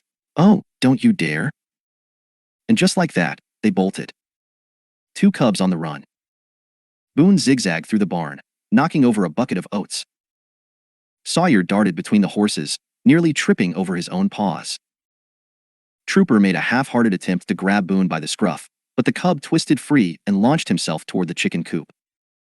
Cooper, who had been through this before, didn't bother chasing them. Instead, he cut around the barn, knowing exactly where they'd go next. Sawyer slid under the fence, trying to escape through the back pasture. Boone wasn't so lucky. Scott was faster. With a well-timed lunge, he grabbed the cub by the scruff and hoisted him straight into the air. Boone let out a very undignified chirp. Sawyer, seeing his brother's fate, skidded to a halt. And then, he ran in the opposite direction. Scott sighed. "Trooper, go get him." Trooper, who had been enjoying the spectacle, finally got up and loped after Sawyer. Cooper was already waiting on the other side of the fence. The moment Sawyer saw him, he realized he was cornered. He tried to fake left, Cooper blocked him. He tried to bolt right, Trooper cut him off. And before he could figure out a plan C, Scott's hands wrapped around his scruff, hoisting him into the air. Sawyer flopped in defeat. Scott turned toward the water trough, two muddy cubs dangling from his grip. "Well, boys," he muttered, "time for your first real bath." Bath time chaos. Scott dunked Boone first. The second the cub hit the water, he exploded like a fish out of a net. Mud flew everywhere. Scott barely had time to grab him again before Sawyer, who was watching in absolute horror, made one final escape attempt. Unfortunately for him, Cooper had already predicted this move. As soon as Sawyer tried to launch himself off the fence, Cooper grabbed him by the scruff and dropped him straight into the water. Sawyer let out a high-pitched, offended yowl. Boone thrashed like his life depended on it. Scott, now drenched, sighed. "This is worse than bathing cattle." Trooper, who had been sitting very far away from the water, was clearly enjoying himself. Cooper, having done his duty, sat beside him, tail flicking in satisfaction. After what felt like an eternity, Scott finally managed to scrub the worst of the mud off the cubs. Then, without warning, Boone shook himself off. Water flew in all directions, soaking Scott, the fence, and a very displeased Trooper. Scott groaned, "I need a raise." The aftermath. Dripping and sulking, Boone and Sawyer sulked near the barn, completely offended that they had been subjected to such a cruel and unusual punishment. Scott stood with his hands on his hips. "You two are lucky you're cute." Boone flicked his wet tail, hitting Sawyer in the face. Sawyer sneezed.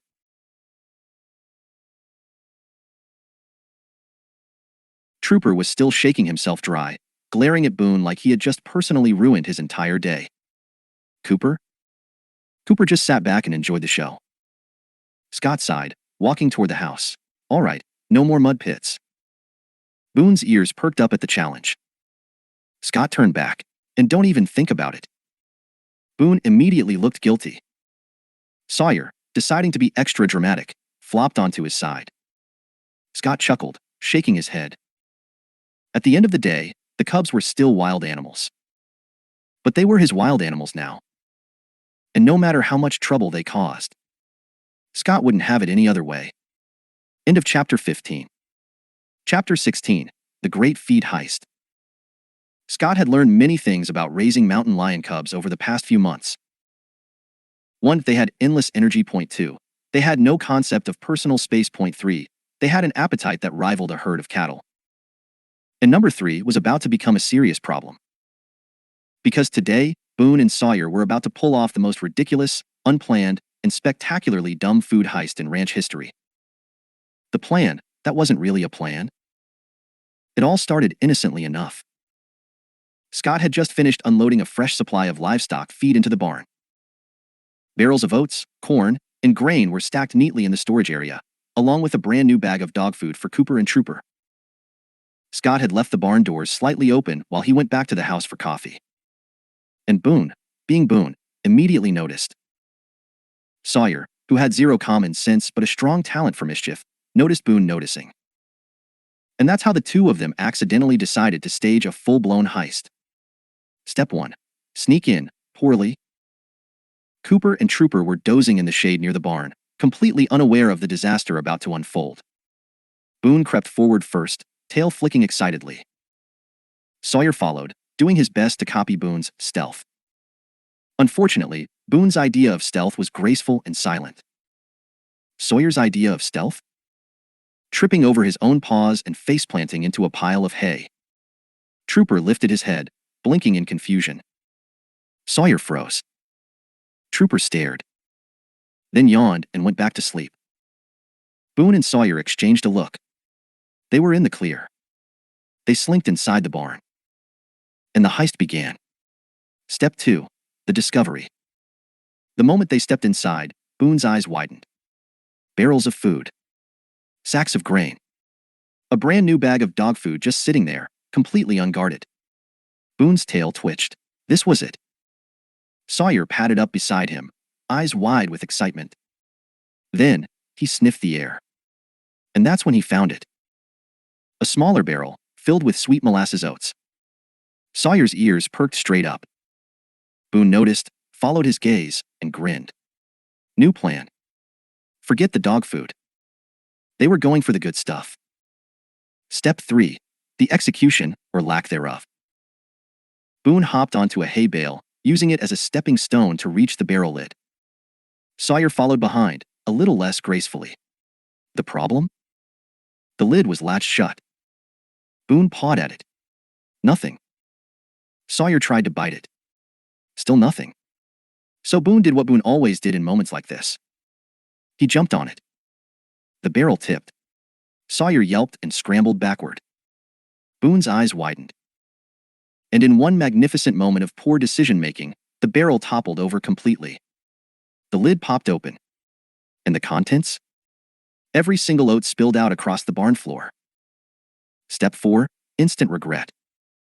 For one glorious second, Boone and Sawyer stared at their victory. They had won. The molasses oats were theirs. Boone immediately took a bite. Sawyer followed. And for half a minute, everything was perfect. Then, they heard it. The sound of footsteps approaching. And Boone froze mid-chew. Sawyer's tail puffed up. And at the barn entrance, Scott, holding his coffee, standing completely still, staring at the absolute disaster in front of him. The moment of realization. Scott took one slow sip of coffee. Then another. Then, he sighed. Of course, he muttered. Boone tried to act innocent. Sawyer casually sat down, as if that would erase the evidence. It did not. Scott walked forward, looking down at the massive pile of spilled oats. Then back at the cubs. Then at Cooper and Trooper, who had just woken up and were watching everything unfold. Scott rubbed his temple. I leave y'all alone for 10 minutes. Sawyer licked a stray piece of molasses off his paw. Boone slowly started backing up toward the exit. Scott pointed a finger at him. Don't even think about it. Boone froze. Scott sighed again, shaking his head. You boys, he muttered, are lucky you're cute. Then, he walked off, muttering something about needing more coffee and a vacation. The cleanup crew. By the time Scott came back, Boone and Sawyer were still pretending they weren't involved. Trooper had started helping himself to the oats because, well, they were already spilled, so why not? Cooper, on the other hand, had taken it upon himself to supervise the cleanup process, which mostly meant standing there looking unimpressed. Scott leaned against the barn door, arms crossed. Y'all know I'm making you clean this up, right? Boone flopped onto his back, playing dead. Sawyer slowly slid behind a hay bale. Scott smirked. Oh no, don't try to disappear now. He tossed a broom down. Start sweeping. Boone sniffed the broom. Then tried to bite it. Sawyer whacked it with a paw. Trooper groaned and started eating more oats. Cooper simply sat, tail flicking, clearly deciding this wasn't his problem. Scott sighed for the 100th time that day. Y'all are gonna be the death of me. But deep down, he was grinning. Because life at the ranch had never been this damn entertaining. And he wouldn't trade it for anything. End of Chapter 16. Chapter 17. The Chicken Coop Caper. There were 3 unspoken rules on the ranch. 1. Stay out of Scott's toolbox. Boone had once dragged a hammer into the pasture. Nobody knew why. 2. Not mess with Earl the mule. Sawyer had learned this the hard way after a tail-swiping incident. 3. The chicken coop was off-limits. And, naturally, Boone and Sawyer ignored all 3. Especially rule number 3. A curious discovery. It started innocently enough. Scott had spent the morning fixing a section of fence, leaving the cubs to entertain themselves. Cooper and Trooper were resting near the barn, keeping a lazy eye on their 2 mischief-makers. Then, Boone's ears perked up. There was a sound coming from the coop. A strange, soft clucking. Boone crept forward, nose twitching. Sawyer followed, tail flicking in curiosity. The closer they got, the louder the clucking became. Boone sniffed at the coop door. Sawyer poked it with his paw. The door creaked open slightly. And that's when everything went wrong. The great escape. The moment the door budged, the chickens, startled by 2 overly curious cubs, panicked. Feathers exploded into the air. Chickens scattered in all directions. Sawyer let out a startled chirp as one particularly angry hen launched itself at his face. Boone, meanwhile, decided this was the most fun game ever. Instead of retreating, he chased them. And suddenly, the ranch was absolute chaos. The chase scene. Scott had just finished hammering the last fence post when he heard the first squawk. Then another. Then, the unmistakable sound of something crashing into the feed barrels. Scott froze. Then exhaled. Not again. He turned toward the barn just in time to see the disaster unfold. Boone was galloping through the yard, tail high, gleefully herding chickens like a champion sheepdog. Sawyer was running in the opposite direction, trying to shake an aggressive hen that had decided it was going to fight him to the death. Trooper had gotten involved against his will, now stuck in a pile of feathers and looking deeply unimpressed with life. Cooper was standing off to the side, watching the scene with the patience of a tired father. Scott sighed, then rolled up his sleeves. Time to fix this mess. Scott versus the chaos. Scott marched toward the madness.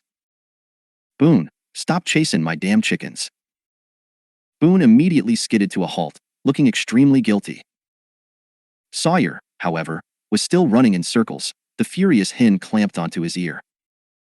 Trooper lay in the dirt, completely covered in feathers, looking like he had given up on life. Scott grabbed a feed bucket and shook it loudly. The chickens, recognizing food, immediately lost interest in causing destruction and waddled toward the bucket. Sawyer, realizing his tormentor was gone, flopped onto the ground in exhaustion. Boone sat down next to him, tail thumping in excitement. Trooper just groaned. Cooper wagged his tail once, clearly amused. Scott glared at the cubs. What the hell was that? Boone licked a stray feather off his nose. Sawyer, still panting, rolled onto his back. Scott sighed, rubbing his temples. This is worse than raising kids. The aftermath. Scott got the chickens back into the coop, fixed the broken feed barrels, and made a mental note to reinforce the dam door. Meanwhile, Boone and Sawyer sat in the hay pile, trying to look innocent. Trooper had finally cleaned the feathers off himself, but was still visibly annoyed. Cooper stretched out beside the cubs, his tail flicking lazily.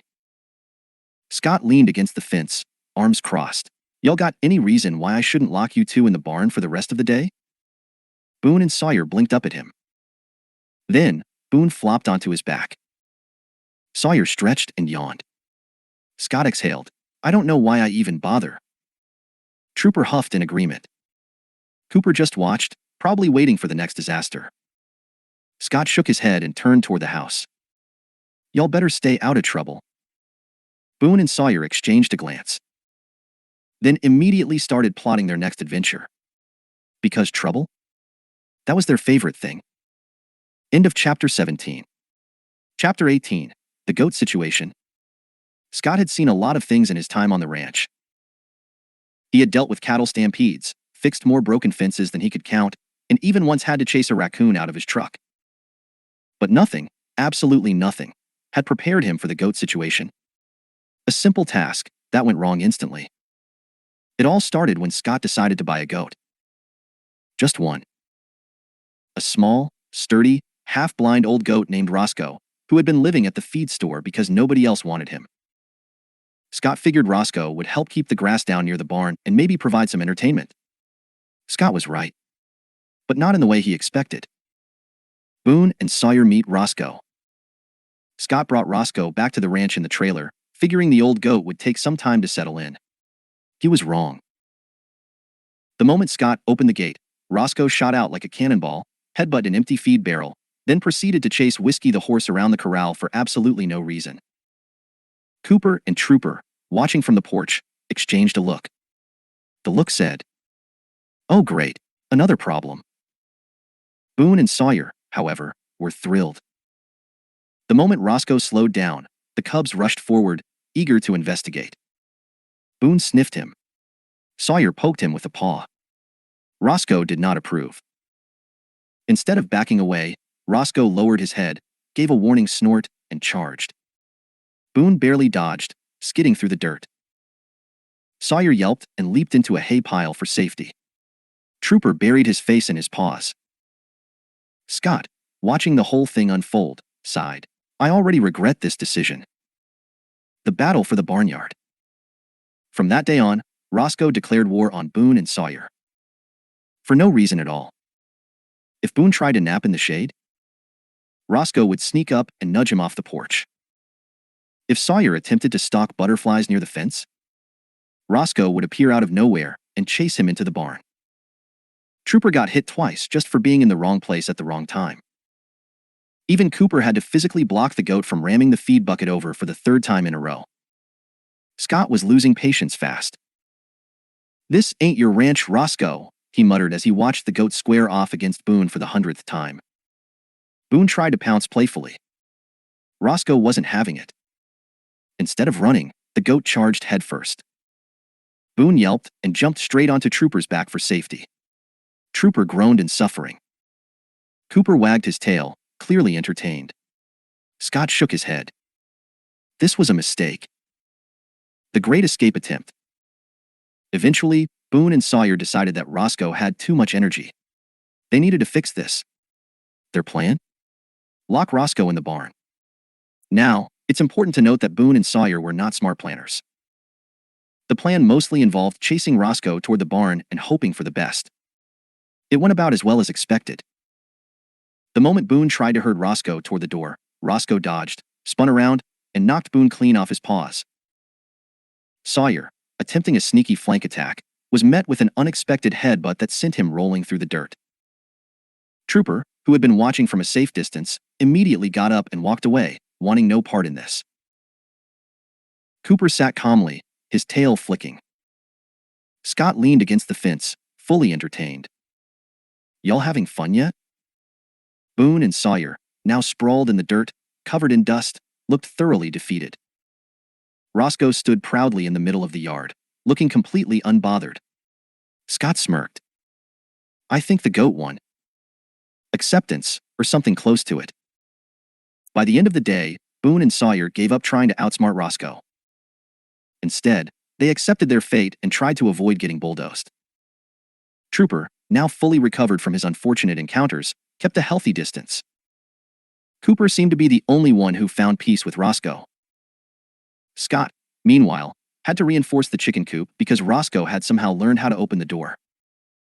Scott sighed as he watched Boone and Sawyer peek around the barn corner, making sure the goat wasn't nearby. "Y'all are wild mountain lions, and you're scared of an old goat?" Boone flicked his tail in frustration. Sawyer lay down with a huff. Scott chuckled. Welcome to ranch life. And from that day forward, the ranch had a new ruler. Roscoe the goat. And Boone and Sawyer? They had a permanent, goat-shaped headache. End of Chapter 18. Chapter 19.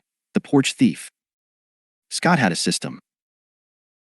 Every evening, after a long day of fixing fences, wrangling animals, and dealing with the ongoing disaster that was Boone and Sawyer, he'd sit on his porch with a cold drink, enjoying the last bit of peace before nightfall. It was his routine. It was his moment of quiet. It was the one thing that had remained unchanged on the ranch. Until one day, something stole his damn drink. The first crime. Scott had just settled into his usual chair, boots propped up, enjoying the cool evening air. His drink, a freshly poured glass of lemonade, sat on the wooden railing beside him.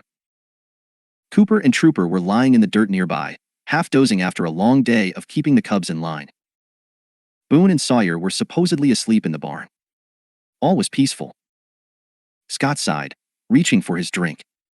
But it was gone. Scott frowned, looking around. Had he set it down somewhere else? No, he was sure he put it on the railing.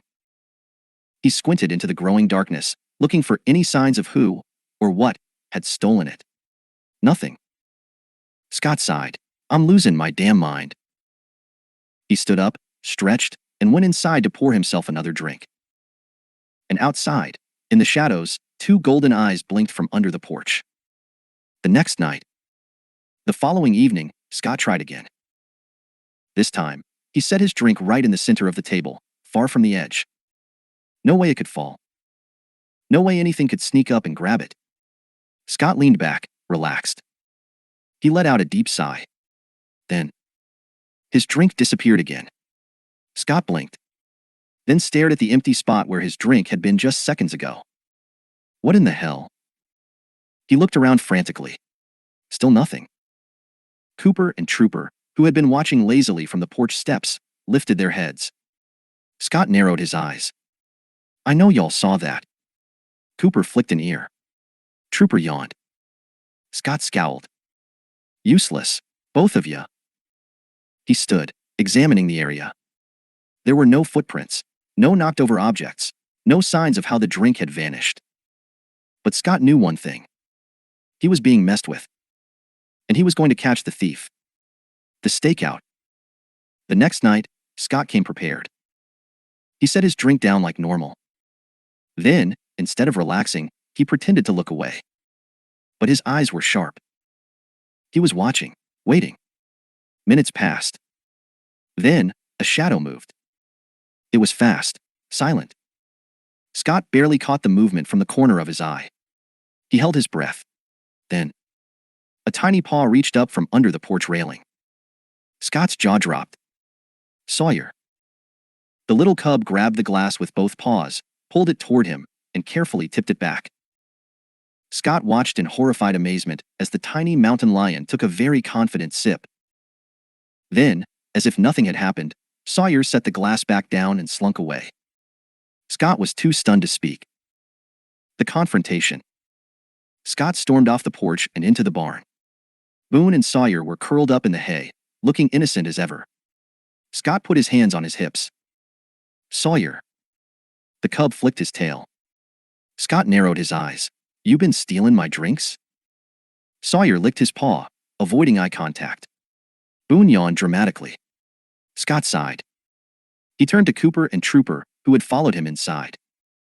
You two knew about this, didn't you? Cooper wagged his tail slightly. Trooper lay down, uninterested. Scott shook his head. Well, I hope you enjoyed it, 'cause you ain't getting another. Sawyer stretched, completely unbothered. Boone rolled onto his back. Scott sighed.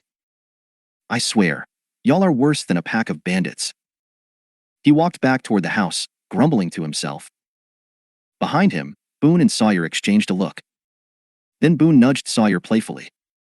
Because if tonight's lemonade plan had worked, tomorrow? They were going after the cookies. End of chapter 19. Chapter 20, The Cookie Caper. Sawyer had gotten away with stealing Scott's lemonade 3 nights in a row. Which meant only one thing. It was time for an upgrade. And Boone? Boone was fully on board. Tonight, they weren't going after lemonade. Tonight, they were going after cookies. The target. Scott had a tin of homemade cookies sitting on the kitchen counter. Boone had seen them earlier that day when Scott had left the door open for a few minutes. He could still smell them. Sawyer, naturally, had also noticed.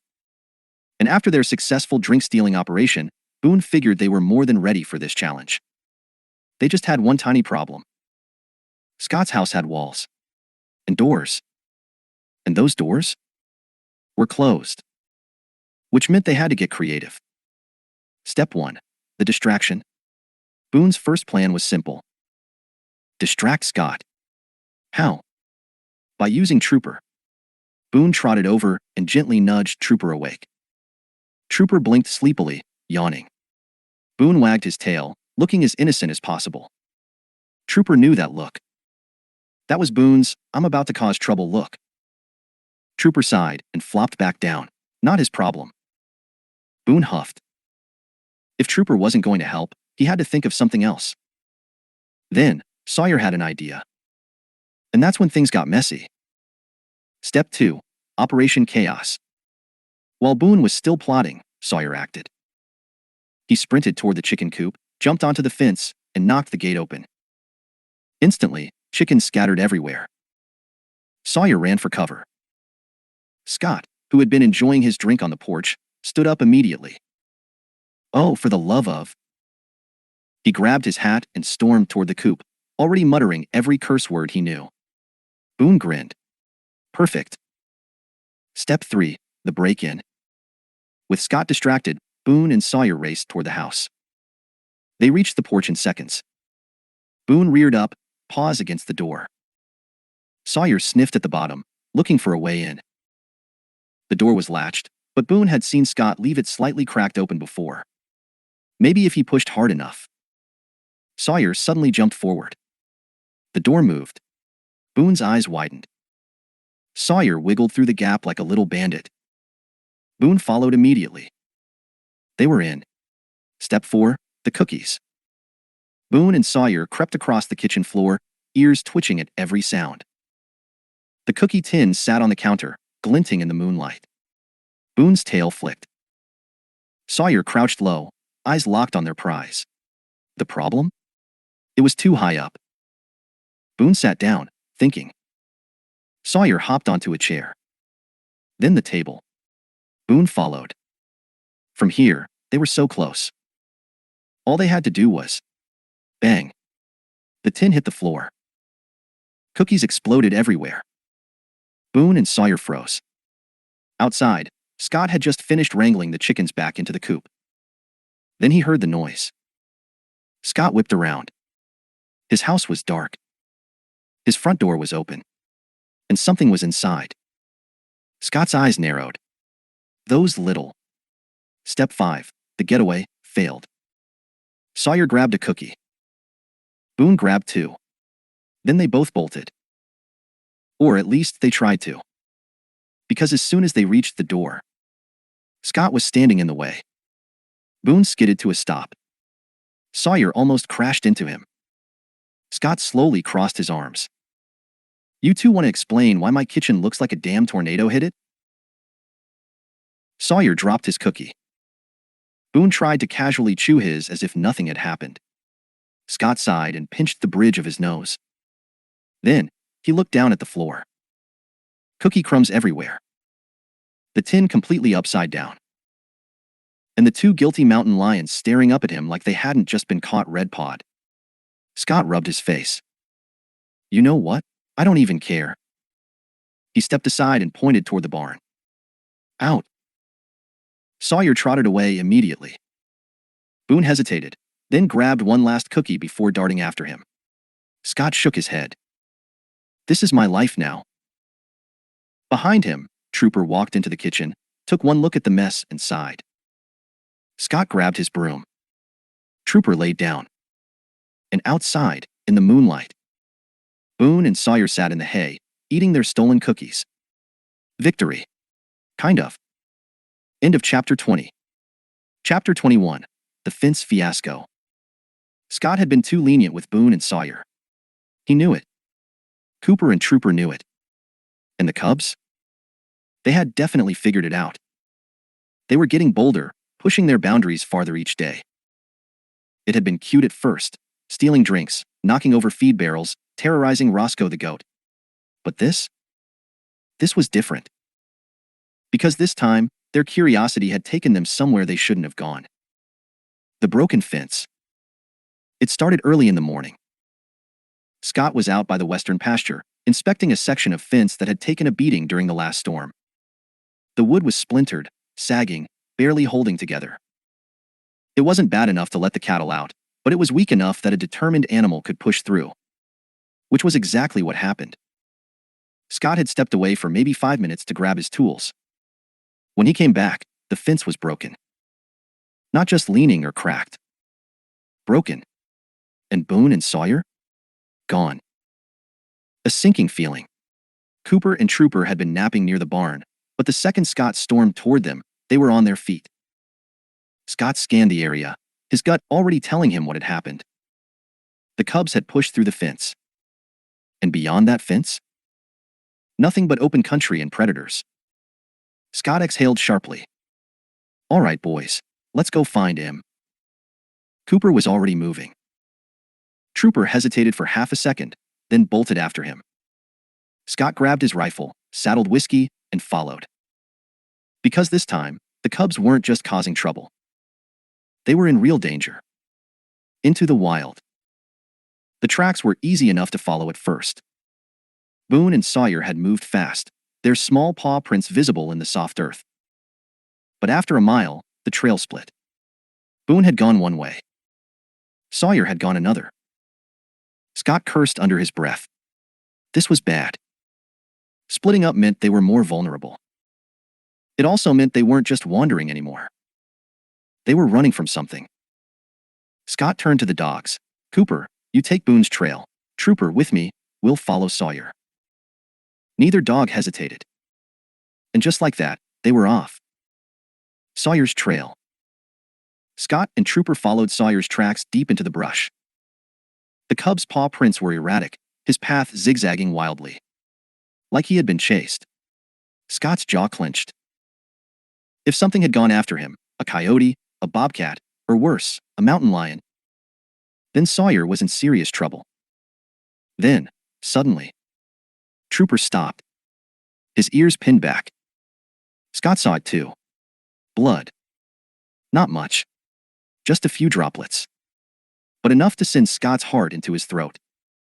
Sawyer. He kicked Whiskey forward, following the trail faster. Trooper ran ahead, nose to the ground, moving with urgency. Then, Scott heard it. A low, painful cry. Sawyer. The ravine. Scott and Trooper burst through the brush and nearly skidded to a stop. Sawyer was at the bottom of a steep ravine. His paw was trapped between two rocks. And he was bleeding. Scott didn't hesitate. He slid off Whiskey and moved fast, scaling down the rocky incline. Sawyer's eyes widened when he saw him. Scott dropped to his knees and ran a hand over the cub, checking for worse injuries. Aside from his paw, Sawyer looked okay. But he was shaken. Scott worked quickly, prying the rocks apart and freeing his paw. Sawyer whimpered, licking at it. Scott exhaled. You're all right, kid. He lifted the cub gently, cradling him in one arm. Then, he turned to Trooper. Let's find Boone. Trooper didn't need to be told twice. They were running out of time. Boone's trail. Cooper had been tracking Boone separately, his focus locked on the cub's fading scent. Unlike Sawyer's erratic trail, Boone's was more direct. More purposeful. Cooper knew why. Boone hadn't been running from something. He had been following something. Then, Cooper saw it. The tracks didn't just belong to Boone. They belonged to something bigger. Something that had been leading him deeper into the mountains. And then, the scent hit him. Mountain lion. A big one. Cooper's fur bristled. This wasn't just a wandering predator. This was the male lion. And Boone had walked straight into his territory. The standoff. Scott arrived at Boone's location just in time to see a sight that made his blood run cold. Boone stood at the edge of a rocky outcrop. Just a few feet in front of him? The male lion. Scott's grip on his rifle tightened. Boone was frozen. The lion wasn't attacking, but he wasn't ignoring him either. He was watching, studying. Then, he looked at Scott. And for a split second, something passed between them. Recognition. Scott had seen this lion before. He had been watching the cubs for weeks. But this was different. This wasn't just curiosity. This was a test. Boone chirped softly. The lion's tail twitched. Then, just like that, he turned and disappeared into the trees. Scott exhaled. Cooper trotted forward, gently nudging Boone away from the ledge. Scott reached down and scooped him up. "Damn, kid," he muttered. "You got lucky." Boone buried his face in Scott's chest. And Scott realized he had been scared. Even Boone, the fearless troublemaker, had realized what kind of danger he was in. Scott ruffled his fur. "Come on, let's go home." And as the sun began to set, Scott, Cooper, Trooper, Boone, and Sawyer headed back toward the ranch. They had survived. But things were changing. The cubs weren't just pets. They weren't just wild animals. They were something in between. And sooner or later, Scott was going to have to figure out what that meant. For all of them. End of Chapter 21. Chapter 22, A Hard Lesson. The ride back to the ranch was quiet. Scott kept one arm wrapped around Boone, holding him securely in front of him on Whiskey's saddle. Sawyer, still sore from his injured paw, was draped across Scott's lap, exhausted. Cooper and Trooper walked beside them, silent, alert. Nobody had spoken since leaving the ridge. Because for the first time in their short, mischievous lives, Boone and Sawyer had come face to face with real danger. And they had learned, the hard way, that the world outside Scott's ranch wasn't a place for games. The aftermath. By the time they reached the ranch, the sun had fully set. Scott slid off Whiskey, cradling Sawyer in his arms.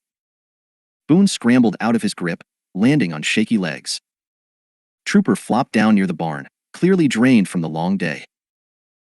Cooper stood at the gate, watching the tree line, ears pinned forward. Scott followed his gaze. Somewhere out there, the male lion was still watching. Waiting. Scott exhaled, rubbing his face. He didn't know what that lion wanted. But one thing was clear. Boone and Sawyer had pushed too far. And next time? They might not be so lucky. The quiet barn. Inside the barn, Scott set Sawyer down gently in the hay. The cub curled up immediately, tucking his injured paw under his chin.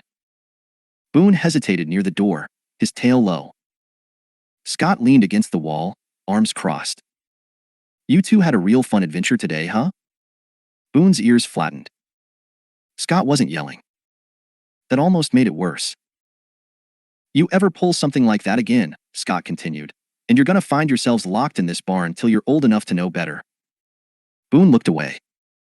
Sawyer just sighed, too tired to do much else. Scott shook his head. "I ain't mad." He knelt down, running a hand through Boone's dusty fur. "I'm just real damn glad you're still here." Boone leaned into the touch. Scott didn't say anything else. He didn't need to. Because for the first time since arriving on the ranch, Boone and Sawyer understood. This wasn't just their playground. This was the wild. And it would kill them if they weren't careful. The next morning, dawn broke with a soft, golden glow over the ranch. Scott was already up, drinking coffee on the porch, watching the first light stretch across the valley. Trooper was curled up at his feet, snoring softly. Cooper was nowhere in sight, which meant he was out patrolling. Scott sighed. It had been a long night. Neither Boone nor Sawyer had caused any trouble before bed. They had just laid there. Still. Quiet. Thinking. Scott sipped his coffee. Maybe this was what they needed. A hard lesson. One that didn't come from a scolding or a chase through the barn, but from the real world. Something told him they'd be different now. Maybe not forever. Maybe not all at once. But something had shifted. And he had a feeling that, for the first time, Boone and Sawyer finally knew what it meant to survive. Cooper's watch. While the ranch woke slowly, Cooper was already miles away. His paws moved silently over the cool earth as he followed a familiar scent. He reached the ridge just as the sun peeked over the trees. And there, standing at the same spot where Boone had stood the night before, was the male lion. Cooper stopped. The lion turned his head slightly, acknowledging him. For a long moment, neither moved. Neither growled. Neither challenged. Then, the lion flicked his tail and walked away. Cooper stood there for a moment longer. Then, satisfied, he turned and headed back home. Because as long as he was watching, Boone and Sawyer would never face that danger alone again. End of Chapter 22. Chapter 23. A Dangerous Proposition. Scott had spent most of his life making clear, simple choices. When a fence broke, he fixed it. When a coyote got too close to the herd, he scared it off, or worse. And when a problem showed up on his land, he dealt with it head-on. But this wasn't simple. Because now he wasn't just dealing with a couple of mischievous cubs. Now, he was dealing with a full-grown mountain lion. And the worst part? It wasn't going away. The line in the sand. Scott was back at the ridge that morning, standing exactly where Boone had stood the night before. Cooper was next to him, his ears perked, tail still. They both knew what was out there. The lion. Scott exhaled slowly. He'd seen his fair share of wildcats in these mountains. They were usually solitary, unpredictable, dangerous. And this one? This one was watching them. Not hunting. Not hiding. Just watching. Scott didn't like that. Not one bit. Boone and Sawyer's reaction. Back at the ranch, Boone and Sawyer were strangely quiet. Not sulking. Not pouting. Just thinking. Trooper lay nearby, keeping an eye on them, ears flicking whenever one of them shifted. He knew they were processing what had happened.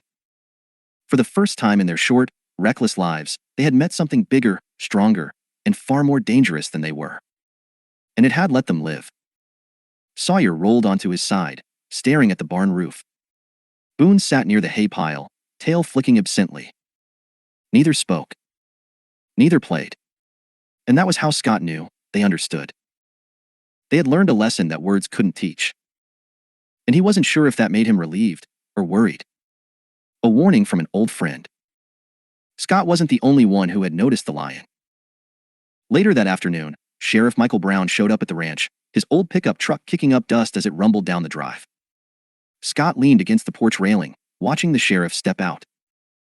Brown was a tough old bastard, just like Scott. Years of law enforcement in these mountains had hardened him. So when he looked concerned, Scott paid attention. "You see it?" Brown asked, adjusting his belt. Scott took a slow sip of coffee. "Yeah." Brown exhaled, nodding. "You know what that means, don't you?" Scott did. And he didn't like it. The ranch's unwanted visitor. Brown sat down on the porch step, rubbing his hands together. "A lion that ain't scared of people? That's a problem."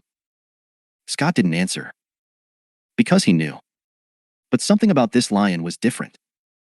It wasn't hunting the cubs. It wasn't hunting him. It was waiting. And Scott had a bad feeling he knew why. Brown studied his face. "You thinking about leaving it be?" Scott exhaled. "Ain't done nothing yet." Brown chuckled darkly. "Yet." They both fell into silence. Because no matter how different this lion seemed, one thing was still true. If it ever turned on the cubs, or anyone else, Scott would have to put it down. And that was a choice he didn't want to make. The proposition. That night, Scott sat on the porch, thinking. Cooper and Trooper lay beside him, their golden eyes reflecting the firelight. Boone and Sawyer were curled up in the barn, asleep but restless. And somewhere out there, in the darkness, the lion was watching. Scott set down his coffee, rubbing his face. If this lion wanted something, if it was testing them, then maybe it was time for Scott to test it back. He had spent years pushing back the wild. But now? Maybe it was time to make a deal with it instead. One way or another. They'd find out soon enough. End of Chapter 23. Chapter 24, the first test. Scott had made up his mind. If the lion wanted to test him, test the ranch, test the pack, then Scott was going to test it right back. But first, he needed to figure out what the hell the lion wanted. Because a wild mountain lion didn't just watch from a distance. It didn't just let cubs live. Not unless it had a reason. And Scott needed to know what that reason was. Before it was too late. Tracking the lion. At dawn, Scott saddled up whiskey and rode out. Cooper and Trooper were already ahead of him, following the scent. Boone and Sawyer were left behind this time. They were still too shaken from their last encounter. and Scott wasn't about to risk losing them again. As the sun climbed higher, the dogs led Scott farther into the hills. The lion's trail was fresh. It wasn't running. It wasn't hiding. It was waiting. Scott could feel it. And sure enough, they found him. The confrontation. The lion was perched on a rocky outcrop, overlooking the valley. It didn't move as Scott approached. Didn't growl. Didn't run. Just watched. Scott dismounted, rifle slung over his shoulder. Cooper and Trooper flanked him, tense but silent. Scott studied the lion carefully. It was big. Bigger than most he'd seen out here. Scars lined its shoulders and face, proof of years of fighting for survival. And those yellow eyes? They weren't wild with hunger. They were calculating. Scott exhaled. "All right," he muttered. "Let's see what you do." Then, he turned his back. A gamble. Scott walked a few steps away, making it clear he wasn't attacking. Cooper and Trooper stayed where they were, eyes locked on the lion. It was a gamble. If Scott was wrong, the lion could attack. But if he was right, then maybe, just maybe, the lion had another purpose. Seconds passed. Then, the lion stood. Cooper and Trooper bristled. Scott tensed. But instead of charging, the lion walked away. No aggression. No threats. Just acceptance. Like it had been waiting for Scott to acknowledge it. Scott let out a slow breath. The first test?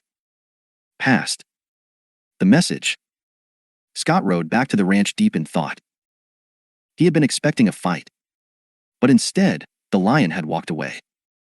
Like it was waiting for something more. Scott glanced down at Cooper and Trooper. They were calm now. Not relaxed. But no longer on high alert.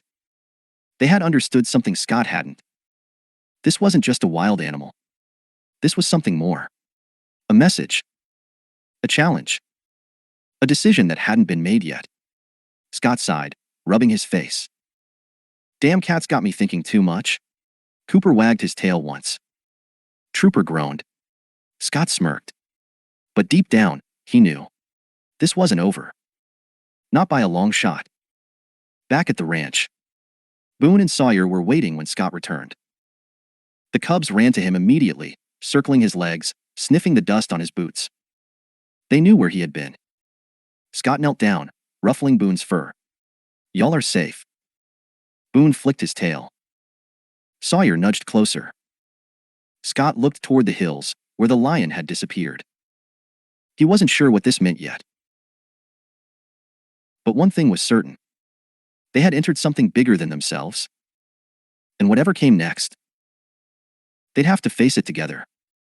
End of Chapter 24. Chapter 25, The Silent Watcher. Scott had dealt with a lot of things in his life. Wild animals. Harsh winters. Drifters with bad intentions. But never, not once, had he dealt with a lion that refused to leave. Because that's exactly what was happening. The male lion was still out there. Not hunting. Not attacking. Just watching. And Scott was starting to realize this wasn't going to end on its own. Signs of the lion. For the next several days, Scott saw the signs. Tracks near the ridge. A distant silhouette on the hills. Sometimes, at night, he'd hear the low, distant call of a lion echoing through the valley. Not a challenge. Not a warning. Just a presence. A reminder.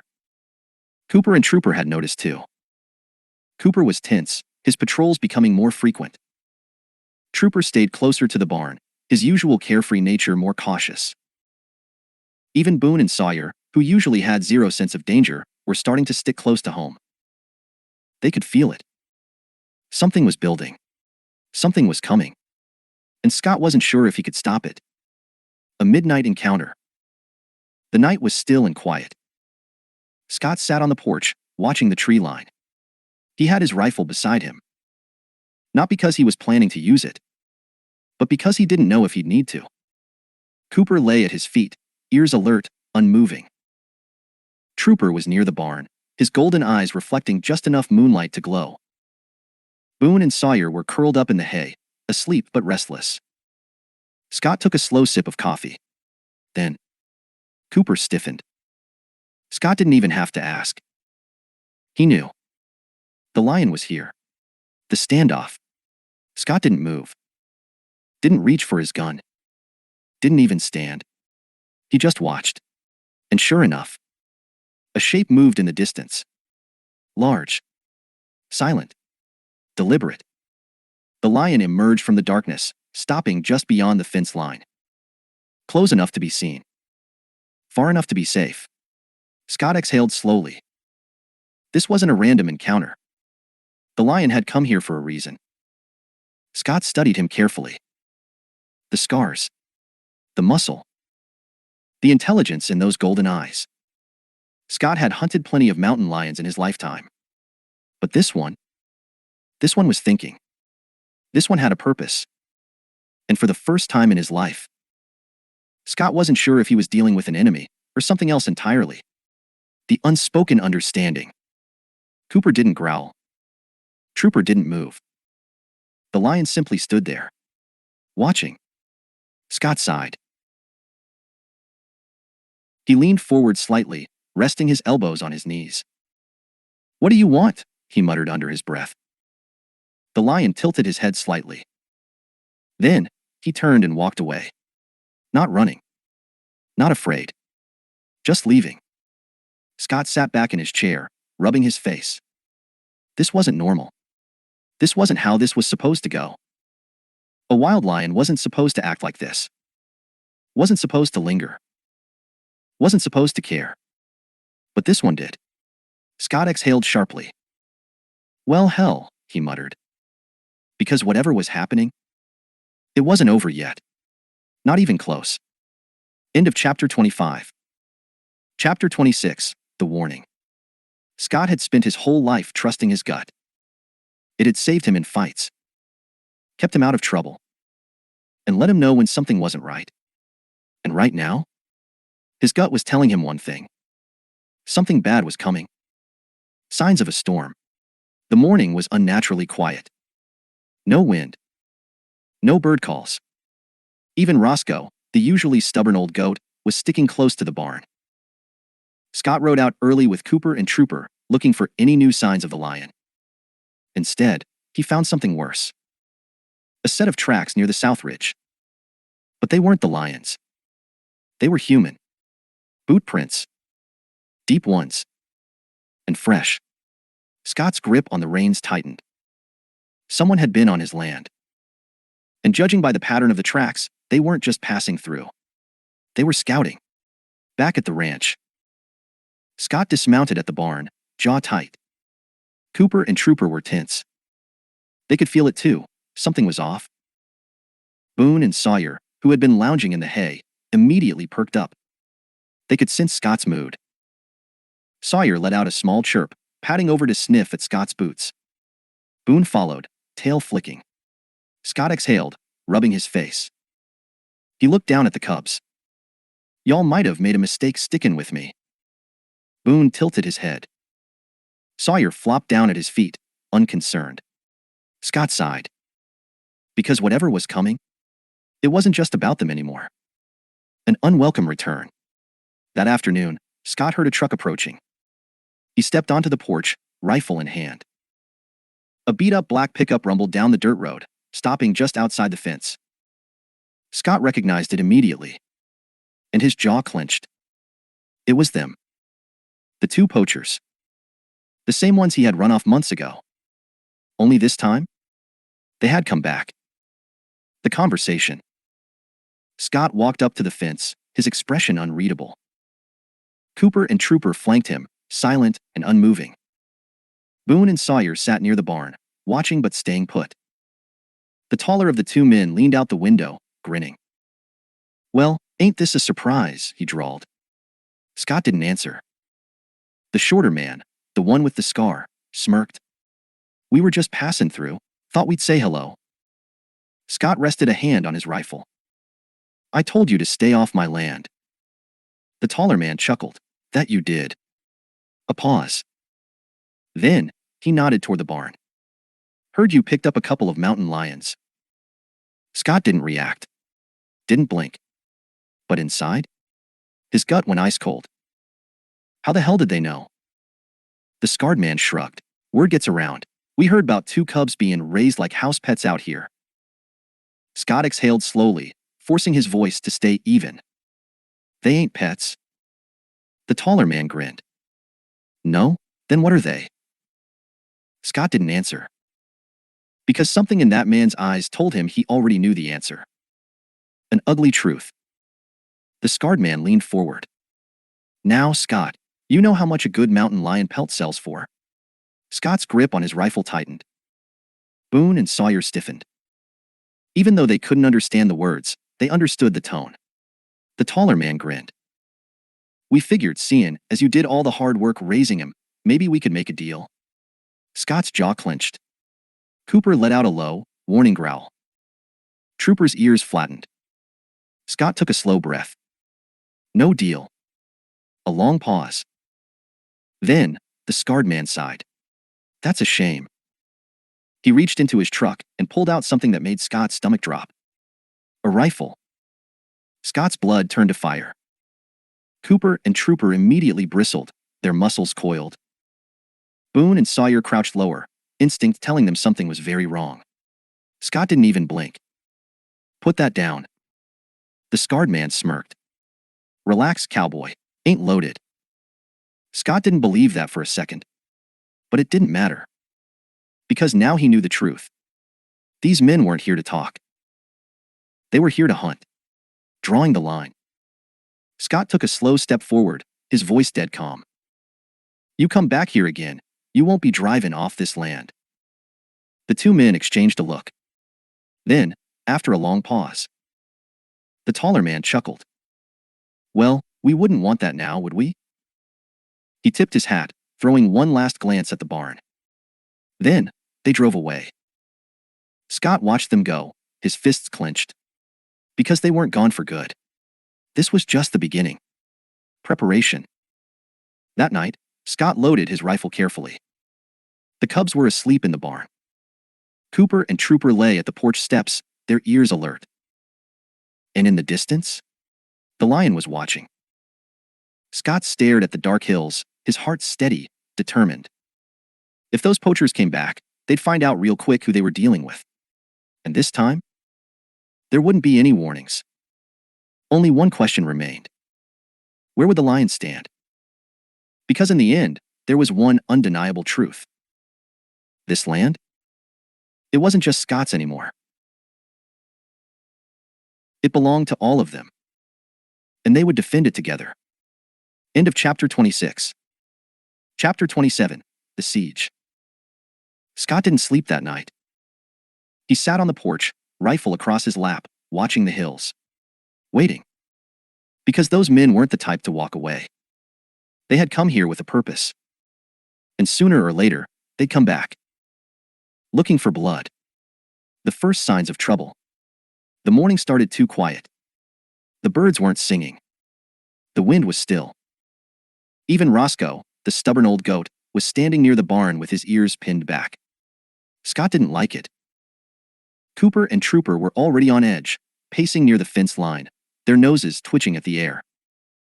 Boone and Sawyer, sensing the tension, stayed low to the ground, their tails flicking uneasily. Something was coming. Scott could feel it. Then, a gunshot. The attack begins. The sound cracked through the valley, echoing off the ridgeline. Scott was on his feet in an instant. Cooper and Trooper snapped to attention. Boone and Sawyer's fur bristled. Another shot. Closer. Scott's jaw clenched. They were here. The poachers' return. Scott ran to the barn, grabbing his binoculars. Through the glass, he saw them. The poachers. Moving through the tree-line, rifles in hand. Not hunting. Tracking. And they weren't alone. They had a third man with them now. A bigger, meaner-looking bastard with a scoped rifle. Scott cursed under his breath. This wasn't a warning. This was an ambush. They weren't looking to talk. They were here to kill. And Scott? Scott had other plans. Locking down the ranch. Scott didn't waste time. He rushed to the barn, throwing the doors open. "Inside now!" he barked at Boone and Sawyer. The cubs hesitated for half a second, then obeyed, scurrying into the shadows. Trooper followed them, his posture low, ears back. Cooper, however, stayed outside, standing firm, watching the hills. Scott knelt beside him, gripping the fur at his neck. "Not yet," he murmured. "We wait. Because if those poachers wanted his land, his animals, his family, then they'd have to come and take it. And Scott would make damn sure they regretted the attempt."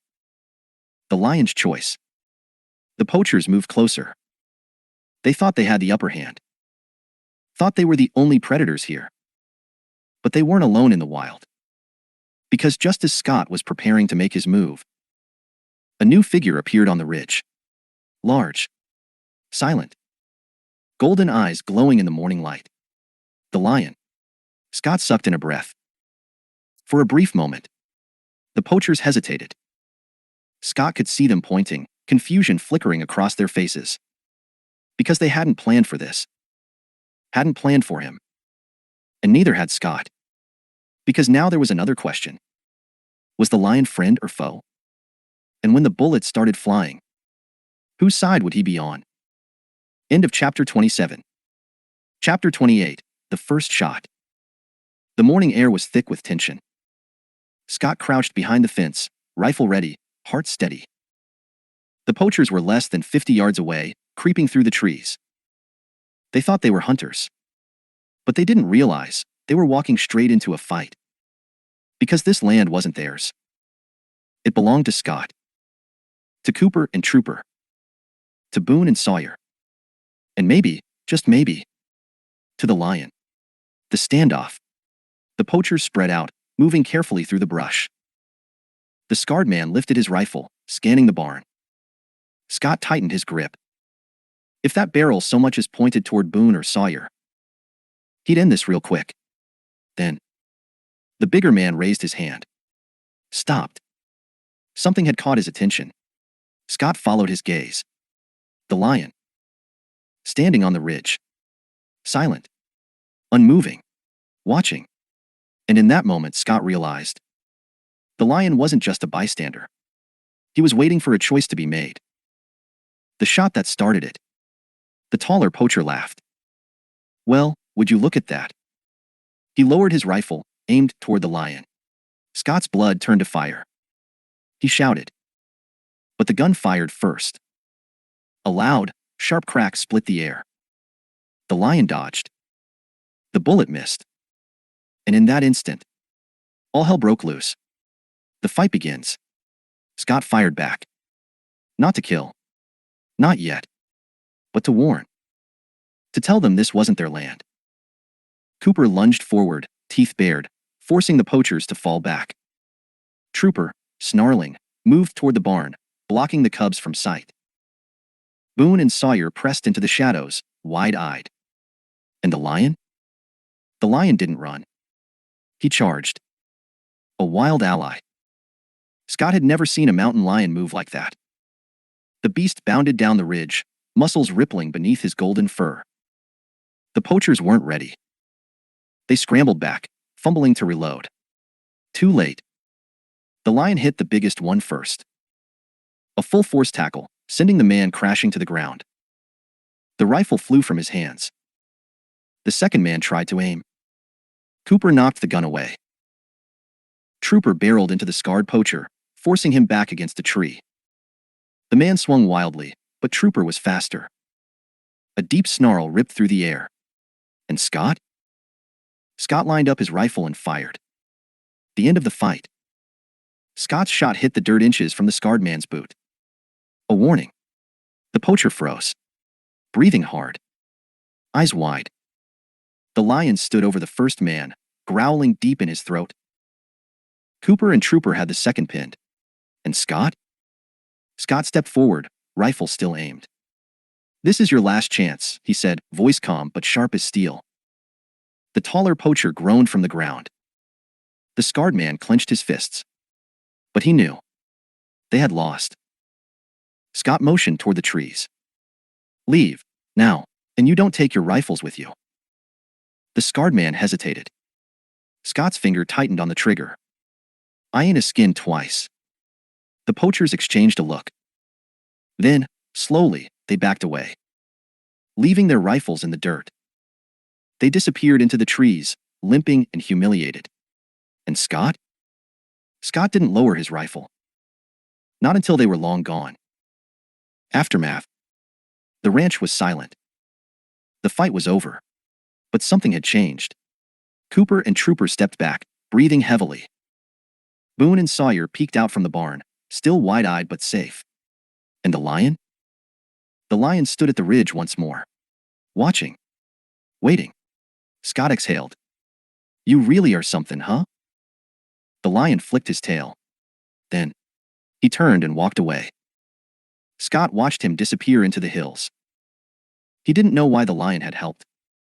Didn't know what this meant. But he knew one thing. They had an understanding now. This land wasn't just his anymore. It belonged to all of them. And as long as they stood together, no one would take it from them. End of chapter 28. Chapter 29. A New Order. The land was quiet again. The poachers were gone. The lion had disappeared into the hills. And Scott? Scott finally allowed himself to breathe. But something had changed. The ranch wasn't just his anymore. It had become something more. A shared space. A place where wild and tame blurred together. And now, he had to figure out what came next. Unfinished business. Scott holstered his rifle and turned to the mess left behind. 2 abandoned rifles. Boot prints in the dirt. Signs of a fight that never should have happened. Cooper sat beside him, ears flicking toward the tree line. Trooper stood near the barn, checking on Boone and Sawyer, who had finally stepped out from hiding. The cubs were shaken, but unharmed. Still, their world had shifted. Scott knelt in front of them. Boone flicked his tail, his golden eyes uncertain. Sawyer lowered his ears, glancing toward the hills where the lion had disappeared. Scott ran a hand over Boone's back. "You did good, boys." They hadn't fought. Hadn't charged into trouble. They had listened. And in doing so, they had survived. That meant something. Maybe they were finally growing up. Maybe they were finally starting to understand the balance of this land. And maybe, so was he. The lion's role. Scott rode out later that afternoon, following the ridge trail. Not to chase. Not to track. But to understand. Because that lion had made a choice. And Scott needed to know why. Cooper and Trooper followed silently, their ears high, their pace steady. The further they went, the more Scott saw the signs. Large paw prints along the rocky path. Claw marks on old tree trunks. The unmistakable scent of something wild, something powerful. Then, at the top of the ridge, Scott stopped. Because standing on a rock ledge, bathed in the orange glow of the setting sun, was the lion. Waiting. Watching. Scott exhaled. "You and me," he muttered. "We keep running into each other, don't we?" The lion didn't move. Didn't growl. Just stood there. Like he was waiting for Scott to say something real. Scott took a slow step forward. "I don't know what you're doing," he admitted. "Don't know why you helped." The lion flicked his tail. Scott sighed. "But I ain't stupid." He glanced back at Cooper and Trooper. Then back to the lion. "We got an understanding now, don't we?" The lion blinked. Then, he sat down. Not in a threatening way. Not in an aggressive way. Just calm, unbothered, accepting.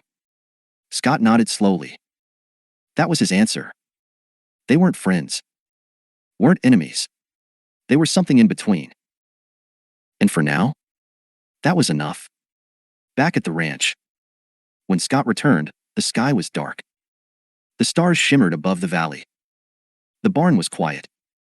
Boone and Sawyer were curled up in the hay, finally sleeping soundly. Trooper lay stretched out by the door, his chest rising and falling in a steady rhythm. And Cooper?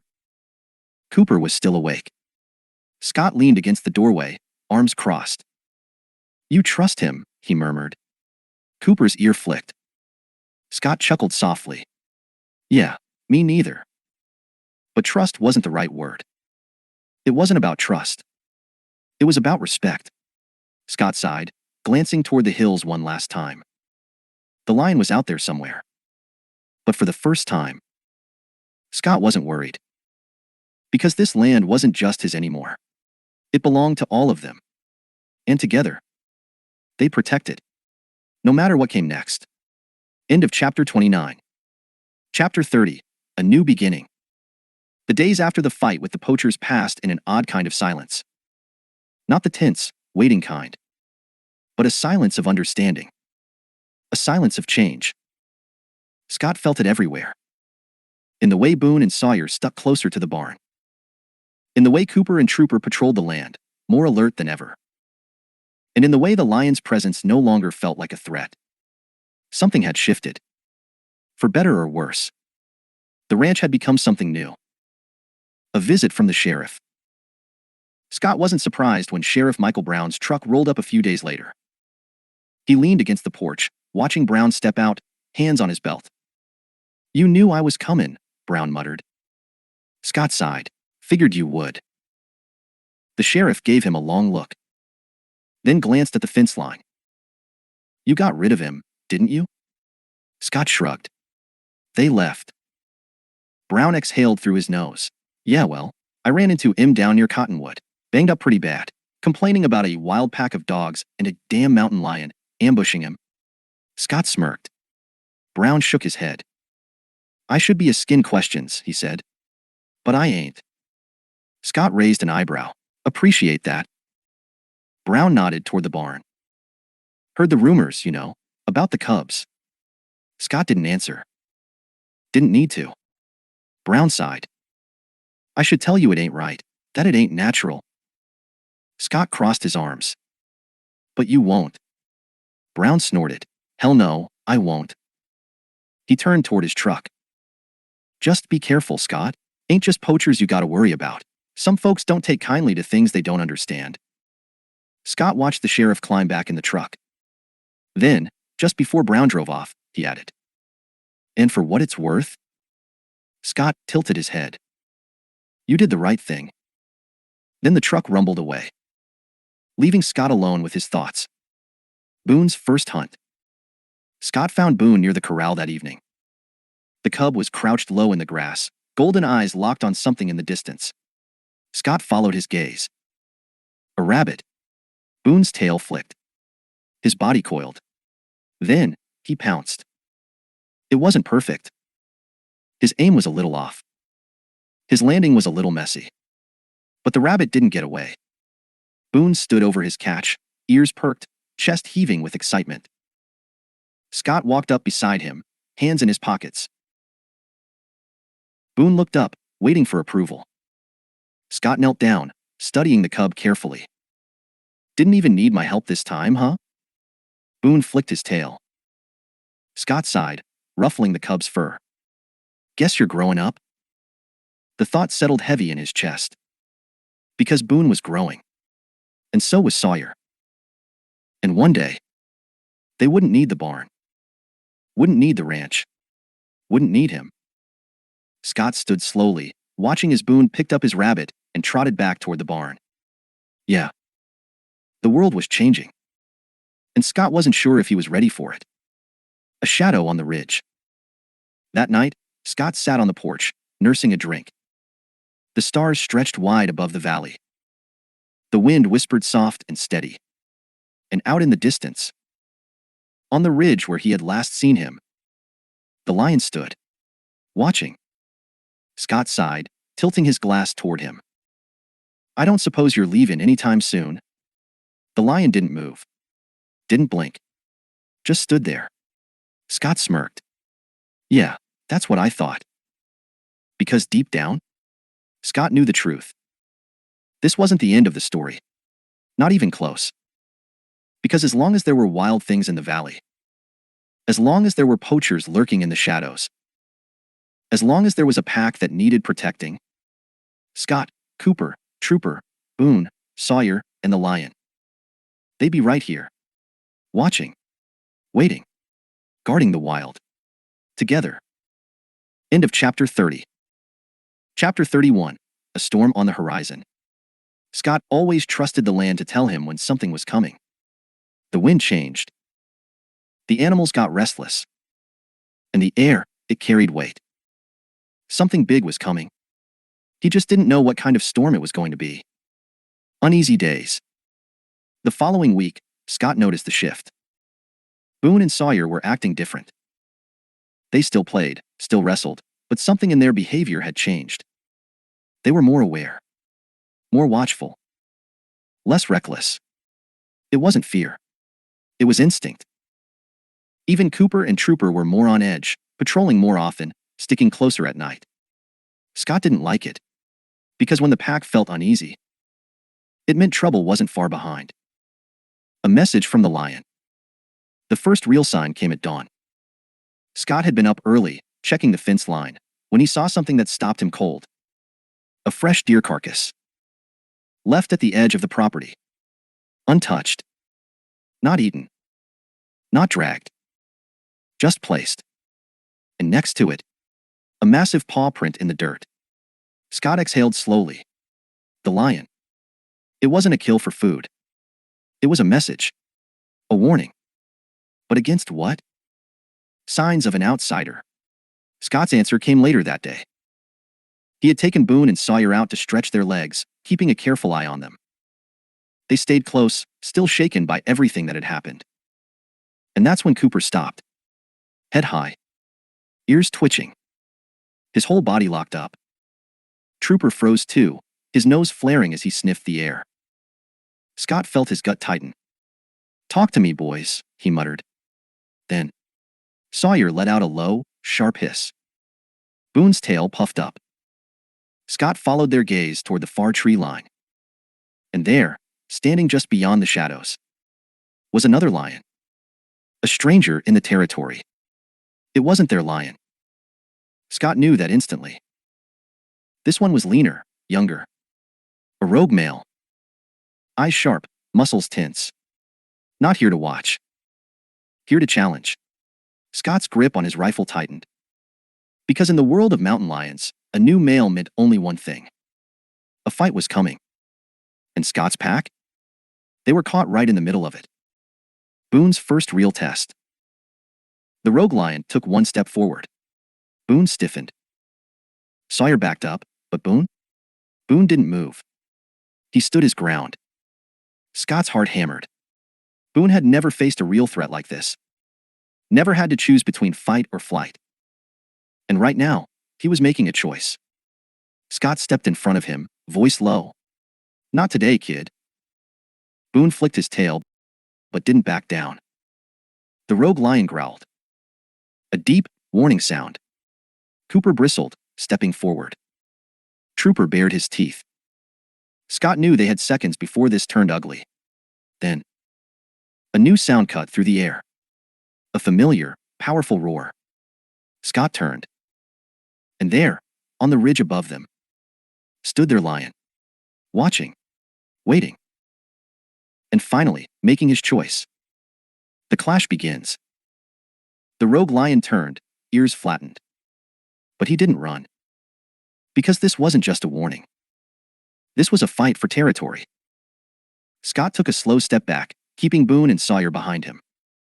Because no matter what happened, this wasn't their fight. It was between the lions now. And Scott knew one thing for certain. Only one of them would be left standing when it was over. End of Chapter 31. Chapter 31. A storm on the horizon. Scott always trusted the land to tell him when something was coming. The wind changed. The animals got restless. And the air, it carried weight. Something big was coming. He just didn't know what kind of storm it was going to be. Uneasy days. The following week, Scott noticed the shift. Boone and Sawyer were acting different. They still played, still wrestled, but something in their behavior had changed. They were more aware. More watchful. Less reckless. It wasn't fear. It was instinct. Even Cooper and Trooper were more on edge, patrolling more often, sticking closer at night. Scott didn't like it. Because when the pack felt uneasy, It meant trouble wasn't far behind. A message from the lion. The first real sign came at dawn. Scott had been up early, checking the fence line, when he saw something that stopped him cold. A fresh deer carcass. Left at the edge of the property. Untouched. Not eaten. Not dragged. Just placed. And next to it, a massive paw print in the dirt. Scott exhaled slowly. The lion. It wasn't a kill for food. It was a message. A warning.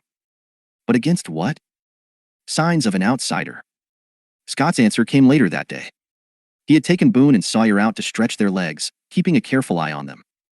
They stayed close, still shaken by everything that had happened. And that's when Cooper stopped. Head high. Ears twitching. His whole body locked up. Trooper froze too, his nose flaring as he sniffed the air. Scott felt his gut tighten. "Talk to me, boys," he muttered. Then, Sawyer let out a low, sharp hiss. Boone's tail puffed up. Scott followed their gaze toward the far tree line. And there, standing just beyond the shadows, was another lion. A stranger in the territory. It wasn't their lion. Scott knew that instantly. This one was leaner, younger. A rogue male. Eyes sharp, muscles tense. Not here to watch. Here to challenge. Scott's grip on his rifle tightened. Because in the world of mountain lions, a new male meant only one thing. A fight was coming. And Scott's pack? They were caught right in the middle of it. Boone's first real test. The rogue lion took one step forward. Boone stiffened. Sawyer backed up, but Boone? Boone didn't move. He stood his ground. Scott's heart hammered. Boone had never faced a real threat like this. Never had to choose between fight or flight. And right now, he was making a choice. Scott stepped in front of him, voice low. "Not today, kid." Boone flicked his tail but didn't back down. The rogue lion growled. A deep, warning sound. Cooper bristled, stepping forward. Trooper bared his teeth. Scott knew they had seconds before this turned ugly. Then, a new sound cut through the air. A familiar, powerful roar. Scott turned. And there, on the ridge above them, stood their lion. Watching. Waiting. And finally, making his choice. The clash begins. The rogue lion turned, ears flattened. But he didn't run. Because this wasn't just a warning. This was a fight for territory. Scott took a slow step back, keeping Boone and Sawyer behind him. Because no matter what happened, this wasn't their fight. It was between the lions now. And Scott knew one thing for certain. Only one of them would be left standing when it was over. End of Chapter 31. Chapter 32, Battle for the Valley. The ridge was silent. The rogue lion stood his ground, muscles tense. The older lion, Scott's lion, held his place above, staring down. The message was clear. This land already had a king. And challengers weren't welcome. The first move. Scott stayed completely still. He knew this wasn't his fight. Not his to stop. Not his to control. But Boone and Sawyer, they didn't understand that. Boone crouched low, ears flattened. Sawyer let out a soft, uneasy chirp. Scott reached out, placing a steady hand on Boone's back. "Stay put, kid." Boone twitched but didn't move.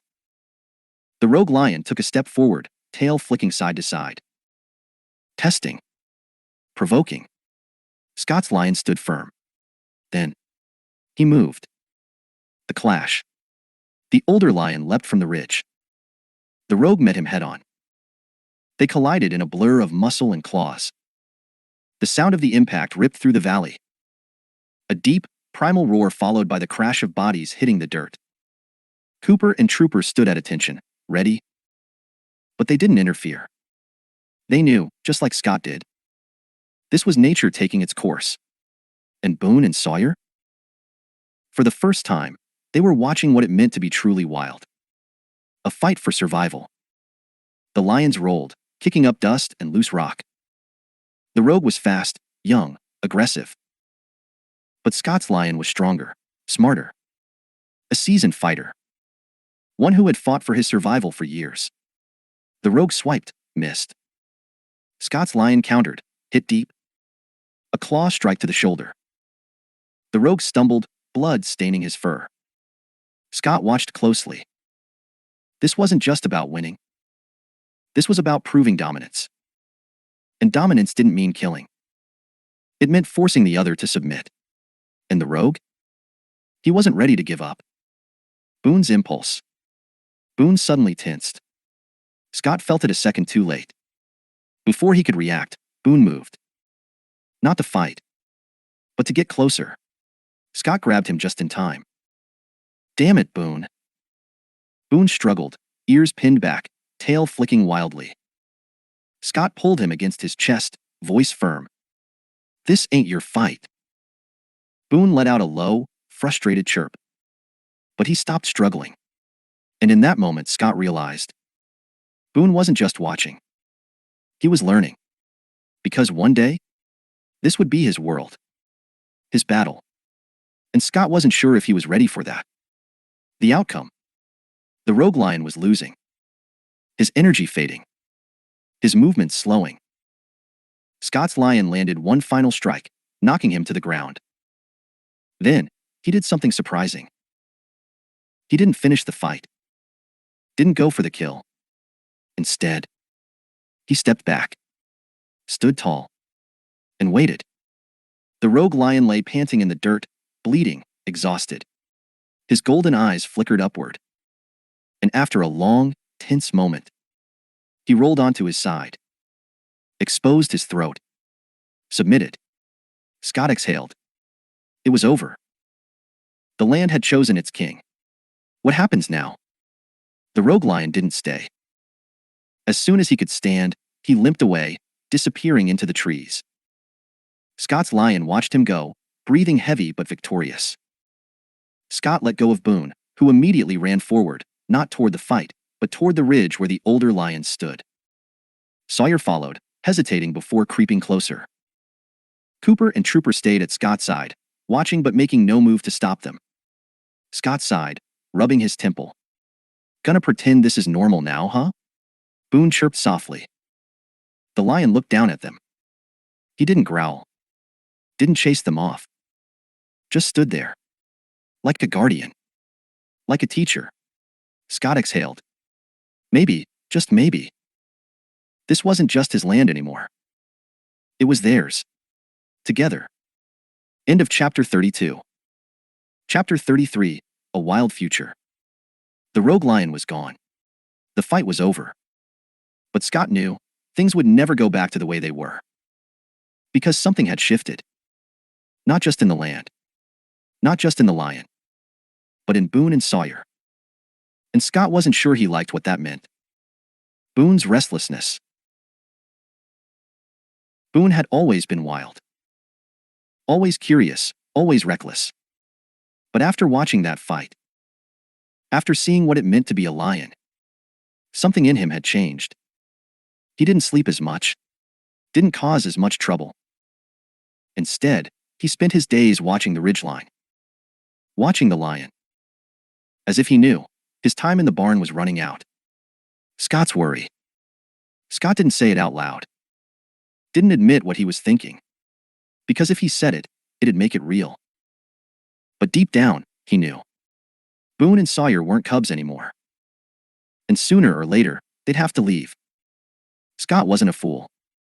He had known from the moment he took them in. They weren't dogs. Weren't cattle. Weren't something that could be tamed. They were wild. And wild things don't stay forever. Scott had just hoped he'd have more time. The lion's presence. The older lion didn't leave either. Scott saw him every day now. Sometimes perched on the ridge. Sometimes drinking from the stream. Sometimes lying in the shade of the junipers, as if he had always belonged there. And the cubs? They noticed. Boone watched him the most. Studied his movements. Mimicked his posture. As if his instincts were finally waking up. Sawyer followed, but stayed hesitant. Like he knew what was coming, but wasn't sure he was ready for it. Scott felt the same. An unspoken choice. One evening, as the sun dipped low, Scott found Boone sitting on the porch. Not playing. Not pouncing. Just watching. Scott sighed, stepping outside and lowering himself onto the step beside him. For a moment, neither moved. Then, Scott broke the silence. You thinking about leaving, kid? Boone flicked an ear. Didn't look at him.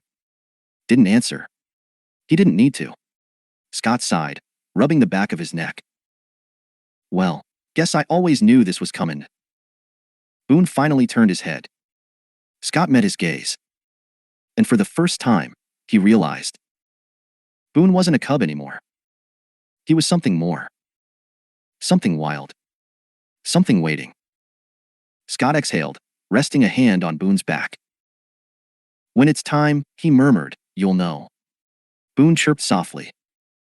Then, slowly, he leaned against Scott, just for a moment. It wasn't much. But it was enough. Because Scott understood. Boone wouldn't leave yet. But one day, he would. A new reality.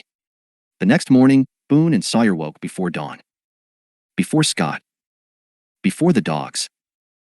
Before the ranch stirred to life. And for the first time, they didn't go to the barn. Didn't linger near the fences. Instead, they walked to the ridge. To the lion. Scott watched them go from the porch, arms crossed, heart heavy. Cooper and Trooper sat beside him, watching, waiting. Boone stopped at the edge of the ridge, staring at his future. Sawyer hesitated, looking back at the ranch. Back at Scott. Scott didn't call them back. Didn't try to stop them. Didn't even move. Because he knew. This wasn't a decision he could make for them. They had to choose.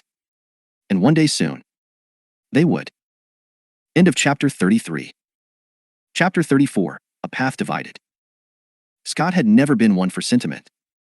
Life on the ranch didn't allow for it. You fixed fences. You worked the land. And when the time came, you let things go. But watching Boone and Sawyer stand on the ridge, staring at the wild like it was calling them home, that was different. Because this time, he wasn't ready to let go. Restlessness in the air. Boone and Sawyer weren't the same. Not since the fight. Not since they saw what it truly meant to be a lion. Boone spent more time pacing the fence line. Sawyer still stayed close, but he wasn't as playful anymore. They weren't cubs anymore. Scott knew that. But knowing it didn't make it easier.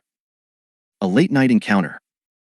It was well past midnight when Scott woke to the sound of movement. Soft, careful. Like something sneaking past the barn. Scott slid out of bed, grabbed his rifle, and stepped outside. The moon was high, casting silver light over the valley. Cooper and Trooper were already awake, standing by the gate. Scott followed their gaze. And there, standing in the open field, was the lion. But he wasn't alone. Boone and Sawyer were with him, standing side by side. Like they belonged there. Like they had already made their choice. The unspoken goodbye. Scott didn't move. Didn't call for them. Didn't try to stop them. Because he knew this was their moment.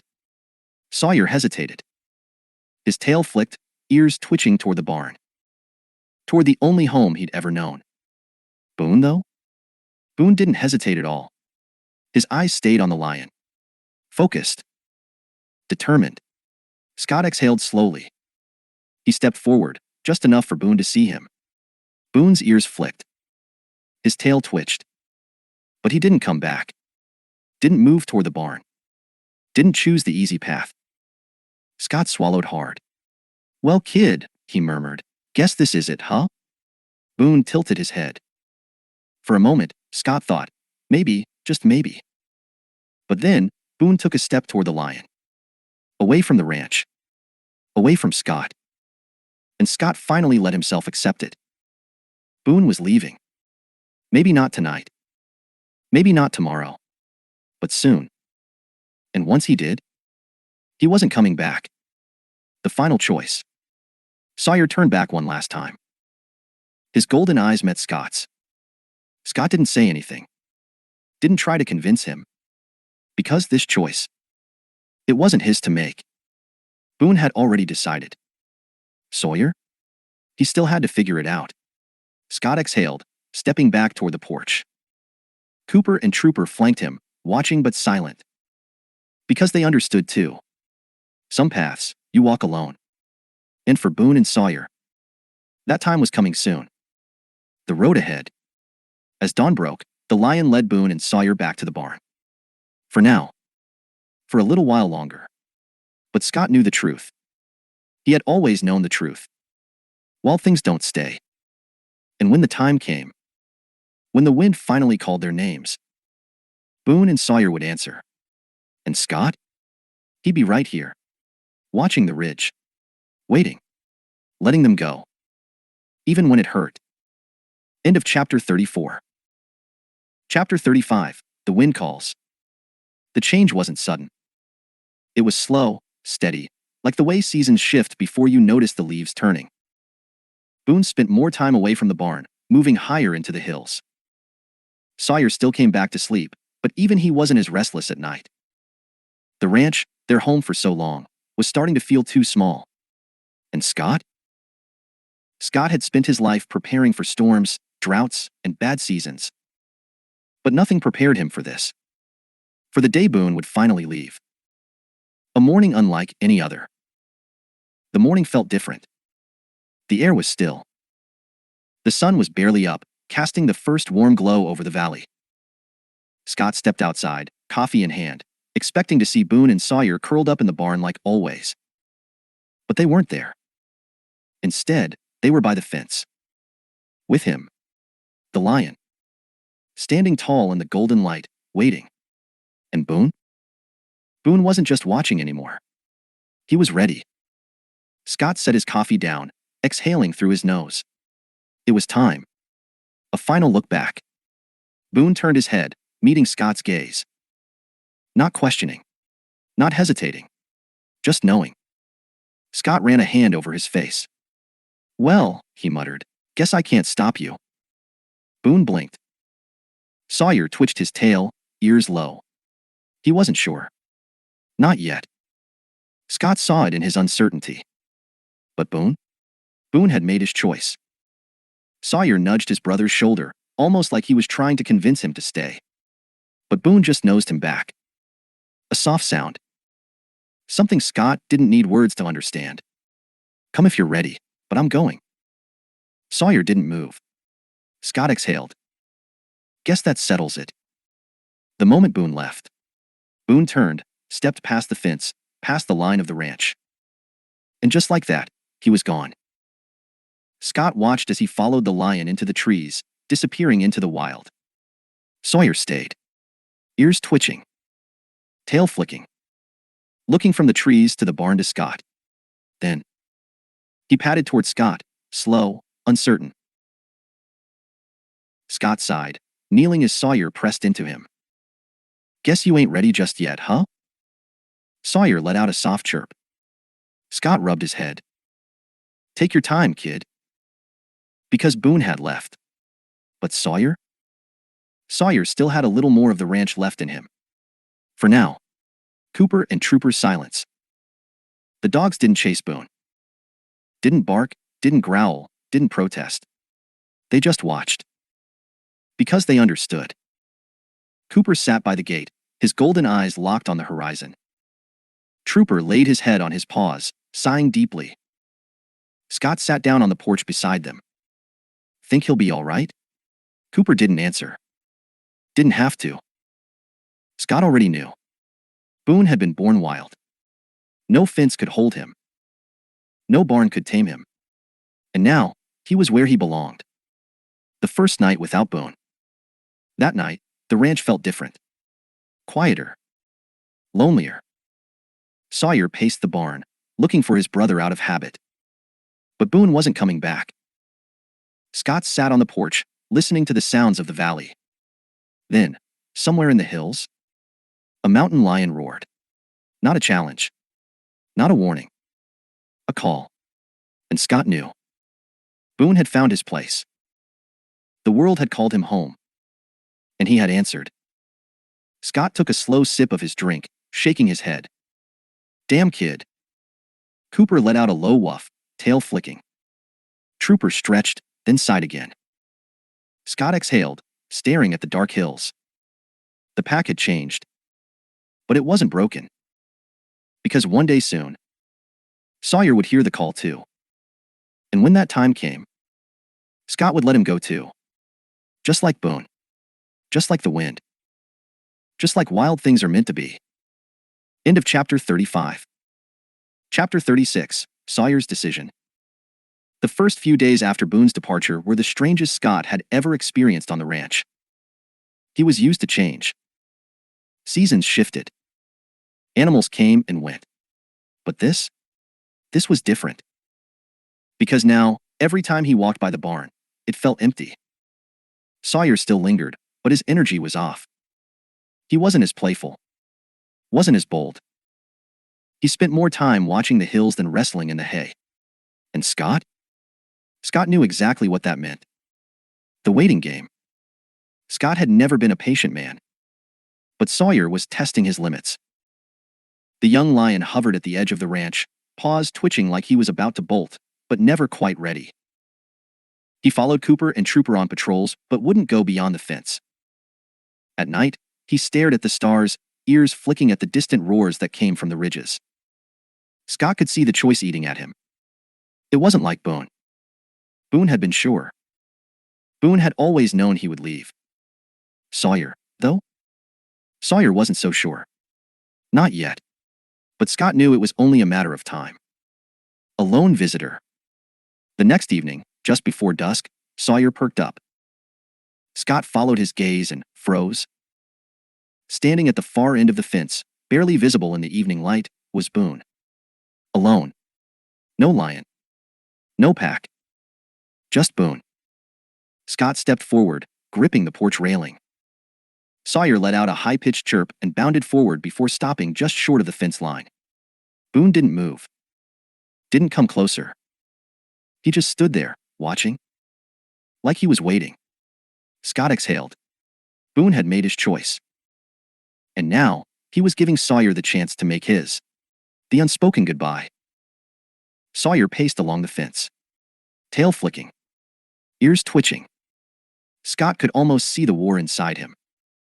Stay in the barn? Or step past the fence? Sawyer chirped again, but Boone didn't answer. Didn't coax him. Didn't nudge him forward. Because he knew. This had to be Sawyer's choice. Scott ran a hand over his face. He knew it too. And just like with Boone, he wouldn't stop him. Sawyer turned back once. His golden eyes met Scott's. Scott crossed his arms, sighing. Well, you going or not? Sawyer hesitated. Then, he stepped forward. And just like that, the choice was made. The last look back. Sawyer padded toward Boone, cautious at first. Boone didn't move, just let him close the distance on his own. Scott could see the moment it clicked.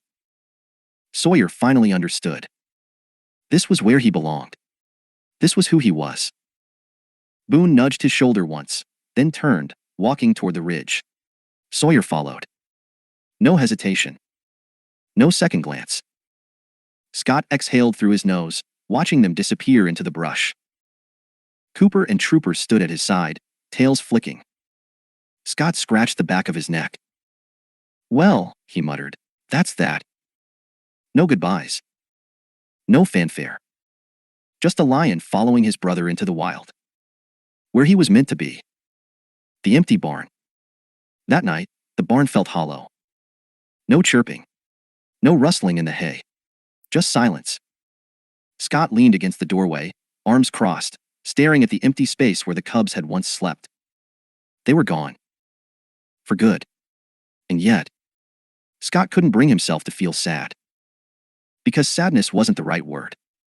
It wasn't loss. It was just the end of a chapter. A part of life. A part of the wild. Scott exhaled, running a hand down his face. Well, he muttered, reckon I still got you too. Cooper wagged his tail once. Trooper stretched, then flopped over onto his side, unbothered. Scott chuckled softly. Lazy mutt. He took one last look at the barn. Then turned toward the house. Tomorrow would be just another day. Fence work. Cattle checks. The same life he'd always lived. But now he'd listen for roars in the distance. Now he'd watch the ridges, knowing they were out there. Now, he'd look at the land and see something more. Something wilder. Something free. And that was enough. End of chapter 36. Chapter 37. A Life Remembered. The first morning without Boone and Sawyer was the quietest Scott had ever experienced on the ranch. No cubs darting through the barn. No chirps of mischief. Just the gentle rustle of the wind and the distant calls of cattle in the fields. Scott stood on the porch, coffee in hand, looking toward the ridge where they had disappeared. He knew they were out there. Knew they were learning, hunting, becoming part of the wild. And yet, the silence felt heavier than he expected. The daily routine, without them. Life moved on. The ranch still needed tending. Fences still needed fixing. Scott still had Cooper and Trooper, and the three of them fell back into their old routines. But things weren't the same. Because for months, every moment of Scott's day had involved keeping two wild things out of trouble. Now, the barn felt too big. The days felt too quiet. And Scott, for the first time in years, felt something strange. Loneliness. A visit from the sheriff. Sheriff Michael Brown showed up a few days later. Scott was out by the western fence, tightening a loose post when he heard the familiar rumble of Brown's truck. He wiped sweat from his brow and turned as Brown stepped out, hat tipped low. "Figured I'd find you out here," Brown said. Scott grunted, nodding toward the fence. "You looking to help or just get in the way?" Brown smirked, leaning against the truck. "Neither, just checking in." Scott narrowed his eyes. "You hear something?" Brown scratched at his jaw.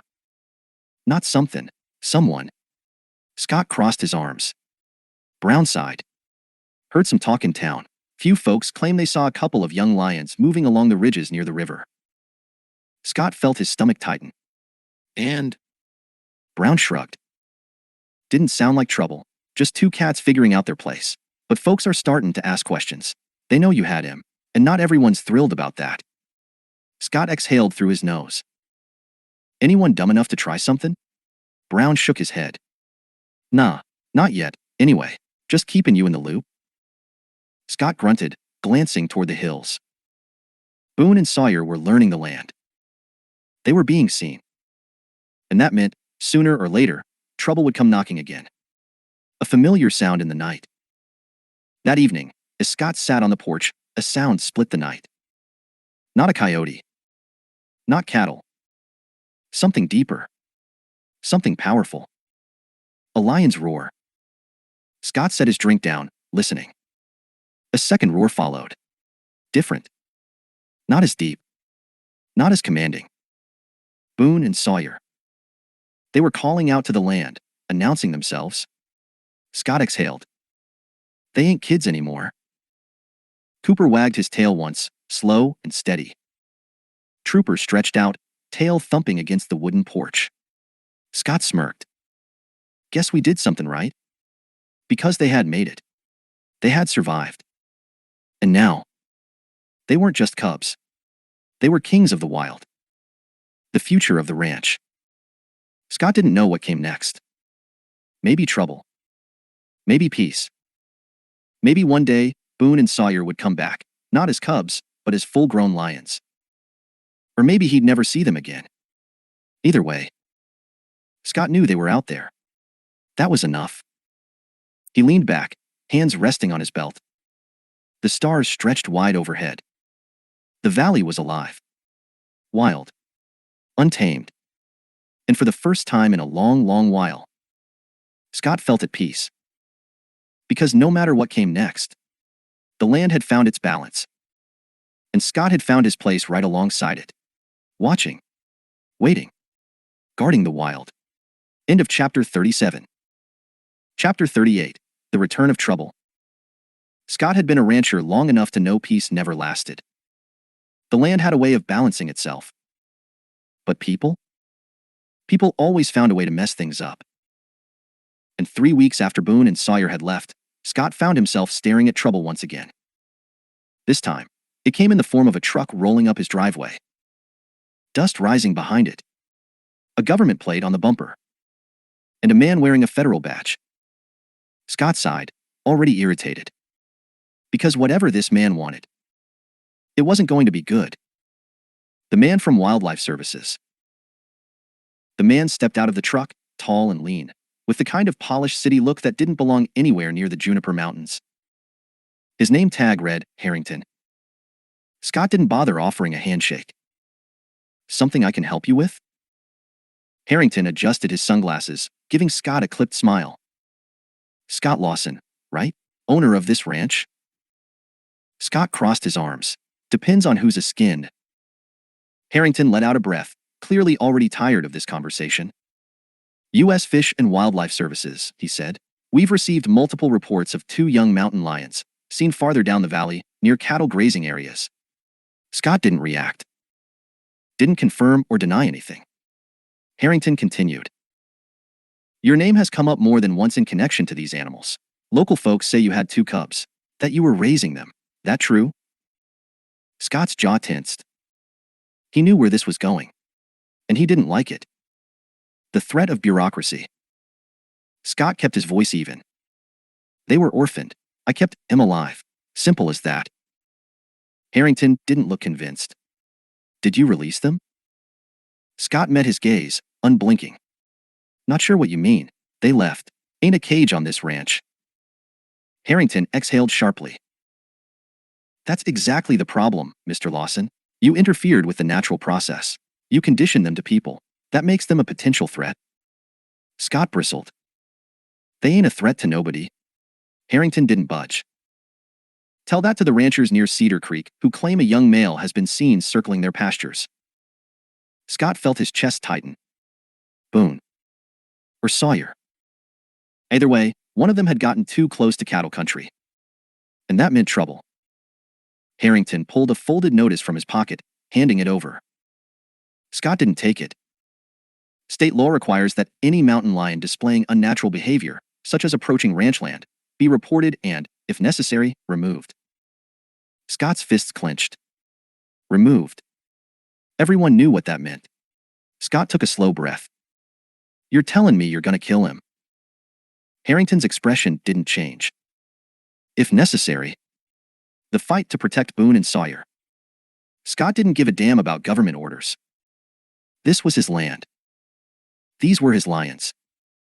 And if Boone or Sawyer had wandered too close to a rancher's herd, it wasn't because they were dangerous. They were young, learning. Trying to figure out where they belonged. Scott folded his arms. Seems to me you're making a lot of noise about something that ain't happened yet. Harrington wasn't amused. Mr. Lawson, this isn't a request. If either of those animals come too close to livestock, we'll be forced to intervene. Scott met his stare. Not on my land, you won't. Harrington's jaw tensed. We'll do what we have to. With that, he turned, climbed back into his truck, and drove off. Leaving a cloud of dust and a whole damn problem behind. Scott's decision. Scott stood there, fists clenched. He'd done everything right. Raised them, trained them, let them go. And now? Now the government wanted to punish them for surviving. Cooper let out a low growl. Trooper flicked his tail, eyes sharp. They knew Scott was angry. Scott exhaled, running a hand down his face. Well, boys, looks like we got work to do. Because if Boone and Sawyer were drifting too close to danger, then it was time to bring them home. End of chapter 38. Chapter 39. The search begins. Scott had spent most of his life minding his own business. He stayed on his land. Worked his ranch. Kept his nose out of other people's problems. But when it came to Boone and Sawyer, this wasn't just some problem. This was his family. And no government man was going to tell him otherwise. Preparing for the search, Scott moved quickly. He knew the government wouldn't waste time. If Boone or Sawyer wandered too close to a rancher's herd, it wouldn't take much for someone to pull a trigger. Scott packed his saddlebag. Extra bullets. a canteen, a few strips of jerky. He wasn't planning on being gone long. Just long enough to find them. Long enough to warn them. Because if he didn't, they'd never see trouble coming. The ride into the wild. Scott swung up onto Whiskey's saddle. Cooper and Trooper were already restless, pacing by the fence. They knew. They always knew. Scott clicked his tongue. Come on, boys. And just like that, they were off. Following Boone's trail. Tracking a lion wasn't like tracking a cow or a horse. Cattle left obvious prints. Hoof marks. Flattened grass. But lions? Lions were ghosts. They didn't leave trails unless they wanted to be followed. Scott rode slow, scanning the ridge for signs. Then, Cooper stopped. Trooper followed, ears high, nose twitching. Scott pulled the reins. You got something? Cooper sniffed the ground. Then, he took off. Trooper followed close behind. Scott didn't hesitate. He dug his heels into Whiskey's side and followed the dogs into the valley. Because if they had a trail, then Boone and Sawyer were close. A dangerous discovery. The sun hung low in the sky when they finally found the first sign of trouble. Blood. Not much, just a few drops on the dry dirt. Scott's heart clenched. He slid off his horse, crouching beside the stained earth. It wasn't fresh. Maybe a few hours old. And it wasn't lion blood. Too light. Too thin. A deer? A calf? Scott's gut twisted. If Boone had gone after a rancher's cattle, then they were already in more danger than they realized. A familiar roar. Then, a sound split the air. Deep. Echoing. A lion's roar. Scott's head snapped up. That wasn't just any lion. That was Boone. And he wasn't just calling. He was warning. Scott shoved his rifle higher onto his shoulder. Let's go. And without hesitation, they ran toward the sound. Because whatever Boone was facing, Scott wasn't letting him face it alone. End of chapter 39. Chapter 40, a desperate fight. Scott had heard Boone roar before. When he was a cub, it had been more of a squeak, something that barely sounded threatening. But this was different. This was wild. And Scott knew what that meant. Boone was fighting. And he was fighting for his life. Closing the distance. Scott dug his heels into Whiskey's sides, urging the horse forward. Cooper and Trooper sprinted ahead, bodies low, eyes sharp. They followed Boone's voice, weaving through brush and over rocky terrain. Another roar ripped through the valley. This time, it was answered. Scott's stomach tightened. Because that wasn't Sawyer. That was something bigger. And Boone was facing it alone. The fight unfolds. Scott crested a ridge, yanking Whiskey to a stop. And what he saw made his blood run cold. Boone was locked in a vicious struggle with another lion. A massive male, bigger than Boone, battle-scarred and ruthless. Sawyer stood off to the side, ears flat against his head, tail low. He wanted to help, but he didn't know how. Scott didn't blame him. Because this wasn't a play fight. This was a challenge for dominance. And Boone was losing. The moment Scott acted, Scott's instinct screamed at him to fire a shot, to intervene. But he knew better. If he pulled that trigger, Boone's life was over. Because mountain lions didn't just accept help. If Boone couldn't win this fight on his own, he would never survive in the wild. Scott had raised him to be strong. To be smart. But was that enough? Scott gritted his teeth. Come on, kid, he muttered. Show me what you got. Boone's last stand. The older lion was merciless. He struck fast, sharp, brutal. Boone tried to dodge, but he was younger, weaker, less experienced. Scott could see it. He was struggling. But then, something shifted. Boone stopped running. Stopped dodging. And instead, he fought back. A lesson remembered. Scott had seen Boone train with Cooper and Trooper. Had watched him learn from the older lion. And now, he used all of it. He moved low, fast, unpredictable. He didn't just use strength. He used strategy. The older lion lunged, but Boone sidestepped. The older lion swiped, but Boone ducked low. And then, Boone struck. His claws raked across the larger lion's side, drawing first blood. Scott felt his chest tighten. That was it. That was the moment Boone had needed. The older lion staggered, eyes flashing with uncertainty. Boone pressed forward. Not to kill. Not to destroy. But to win. To prove he belonged. And after another long, brutal minute, the older lion submitted. The aftermath. Scott exhaled slowly. Boone stood, chest heaving, eyes still locked on the older lion. The battle was won. And the territory. It was now Boone's. Sawyer took a step forward, letting out a low chirp. Boone turned, his tail flicking. And in that small movement, Scott saw it. The shift. Boone wasn't just a cub anymore. He was a leader. And this? This was his world now. Scott's decision. Scott should have left. Should have turned whiskey around and headed home. But he didn't. Instead, he dismounted. Cooper and Trooper flanked him, watching carefully. Boone and Sawyer turned toward him. And for the first time, Scott saw something in Boone's eyes he had never seen before. Recognition. Not as a caretaker. Not as a protector. But as something equal. Scott took a slow breath, tipping his hat. Hell of a fight, kid. Boone blinked, then let out a low huff. Like he understood. Like he was acknowledging the words. Scott nodded once.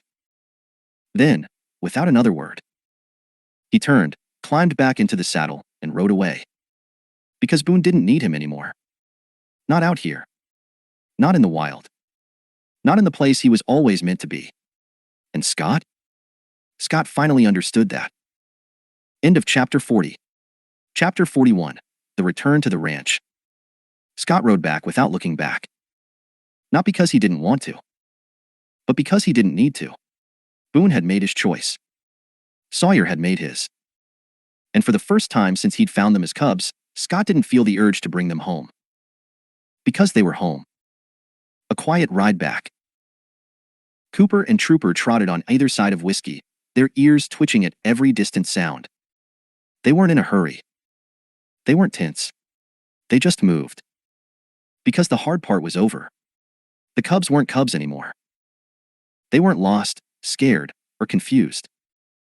They were exactly where they belonged. And Scott? For the first time in months, he felt at peace with that. The ranch feels different. By the time Scott reached the ranch, the sky was dimming. The barn stood quiet. The cattle moved lazily in the pasture. Roscoe, the old goat, stood on a hay bale like he was king of the world. Scott swung down from the saddle, rolling his shoulders. It should have felt good to be back. But something felt off. Not wrong. Not bad. Just different. Like the land had shifted, like something had changed, and Scott was just catching up. Cooper and Trooper moved toward the porch, their tails wagging lightly.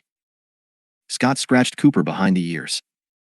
Well, boys, guess it's just us again.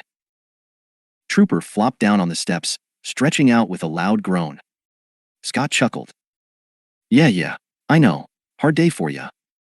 Trooper rolled over onto his back, unbothered. Scott shook his head, stepping onto the porch. The world had settled again. But somehow, it would never be the same. The first night without them. Scott sat in his usual chair, watching the land. For a while, everything was still. No sounds from the barn. No cubs sneaking into trouble. Just the wind. Just the night. Then, somewhere far in the distance, a lion roared. Scott closed his eyes, listening. It wasn't a call for help. Wasn't a warning. It was just Boone. Announcing himself to the wild. Telling the world he was there. That he was home. Scott exhaled slowly, shaking his head. Damn kid. But his voice was fond. Because he was proud. Proud of what Boone had become. Proud of what Sawyer had learned. And proud that, no matter where they went, This land would always be part of them. Just like it would always be part of him. End of chapter 41. Chapter 42. The wild calls again. Days turned into weeks. Boone and Sawyer were gone. Scott knew he wouldn't see them every morning, curled up in the barn. Wouldn't hear them chirping at each other, tumbling through the dirt, causing trouble. And yet, every time he stepped onto the porch, every time he rode out to check fences, he still looked toward the hills. Because part of him knew, this wasn't the end. Not yet. A familiar feeling. Scott had lived on this land long enough to feel when something was off. And today, something felt off. Cooper and Trooper were restless, pacing the yard more than usual. The cattle were uneasy, huddling closer together. Even Roscoe, the stubborn old goat, was standing on high ground, ears twitching. Scott tightened his grip on the reins. Something was coming. And he had a feeling it had claws. Tracks in the dirt. Scott rode out toward the north pasture, scanning the ground. It didn't take long to find what he was looking for. Tracks. Big ones. Lion tracks. Scott's chest tightened. Could be Boone. Could be Sawyer. Could be neither. And if it wasn't them, that meant something new had moved in. Something Scott didn't trust. An unwanted visitor. Scott followed the tracks toward the rocky cliffs on the ranch's edge. Cooper and Trooper were tense, their bodies low, their eyes scanning the ridgeline. Then, a shadow moved. A shape too big to be a coyote, too sleek to be a bear. Scott's jaw clenched. Because standing just above him, staring down like it owned the place, was a lion. And it wasn't Boone. The standoff. Scott stayed completely still. The lion was older, scarred, powerful. A true wild-born alpha. It wasn't scared of him. Wasn't scared of the dogs. It was testing him. Seeing if this land was really his. Scott didn't blink. This wasn't a fight he wanted. Because this lion wasn't just passing through. It was staking a claim. And that meant trouble. A new war brewing. Scott pulled his rifle from the saddle, not to shoot, but to warn. The lion didn't move. Didn't growl. Just stared. Then, it turned and disappeared over the ridge. Scott let out a slow breath. But his gut told him one thing. This wasn't over. Not by a long shot. A distant roar. That night, Scott sat on the porch, listening to the wind. Then, a familiar roar echoed from the hills. Scott's heart jumped. Because that roar? That was Boone. And it wasn't just a call. It was an answer. An answer to the new lion. An answer to a challenge. Scott exhaled sharply. Well, kid, looks like your fight ain't over yet. Because the wild wasn't just calling. It was preparing for war. And Boone? He was ready to answer. End of chapter 42. Chapter 43, A Fight for the Valley. Scott had seen plenty of fights in his lifetime. Bar fights. Territorial disputes between bulls. Even the occasional dust-up between Cooper and Trooper over a particularly good bone. But this was different. Because the wild didn't fight for pride. It fought for survival. And Boone was about to learn that lesson the hard way. Tracking the battle. The sun hadn't even fully risen when Scott found the first signs. Deep paw prints in the dirt, heading toward the ridge. Scattered tufts of fur, caught on low branches. And worst of all, blood. Scott slid from his saddle, crouching near the ground. Cooper sniffed the tracks, his ears high. Trooper let out a low growl, eyes scanning the distant hills. Scott exhaled sharply. The fight had already started. And judging by the amount of blood, it wasn't over yet. The sounds of war. Then, a roar shattered the morning silence. Loud. Powerful. Familiar. Boone. Scott's chest tightened. Because that wasn't just a call. It was a battle cry. And it was answered by another. Deeper. Older. The challenger. Scott clenched his jaw. Damn it, kid. Because this wasn't just a scuffle. This was a fight to the death. A glimpse of the battle. Scott urged Whiskey forward, following the trail. The closer they got to the ridge, the wilder the land became. Dust kicked up. Rocks scattered. The air was thick with tension. Then, through the trees, Scott saw them. Two massive lions, locked in a deadly battle. Boone and the new male. It wasn't like Boone's first fight. This wasn't a battle of dominance. It was a battle of survival. And Boone? Boone was bleeding. The alpha's challenge. The new lion was bigger, stronger, older. A lion that had seen battle before. Scott could see it in the scars across its back, the confidence in its movements. It wasn't fighting for territory. It was taking it. And Boone? Boone was defending what was his. Sawyer stood to the side, ears pinned back, tail low. He wasn't running. But he wasn't interfering either. Because even he knew. This wasn't a fight he could win for Boone. Boone had to do it himself. Or lose everything. Scott's instincts. Scott gripped his rifle, knuckles white. He wanted to step in. Wanted to fire a shot, scare the other lion off. But he didn't. Because he knew better. Interfering meant Boone would never be respected. If Scott stepped in now, Boone would never truly own this land. And worse? If Scott scared the lion off this time, it would only come back. Scott set his jaw. This was Boone's fight. And Scott had to let him have it. The final stand. The older lion lunged. Boone barely dodged. The older lion swiped. Boone countered. The ground was stained with dust and blood, both of them panting hard. But Scott saw it. The moment Boone changed. The moment he stopped reacting and started attacking.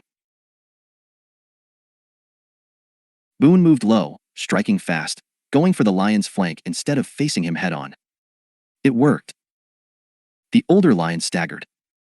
Just for a second, but it was enough. Boone lunged.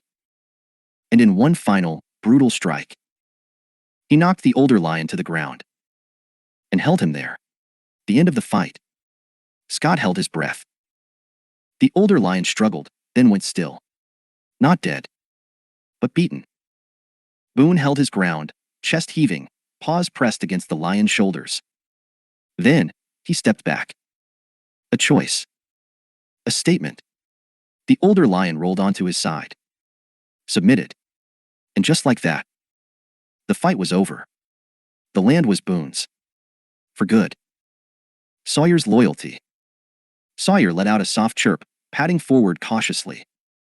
Boone flicked his tail, eyes still locked on the fallen lion. Then, slowly, he turned.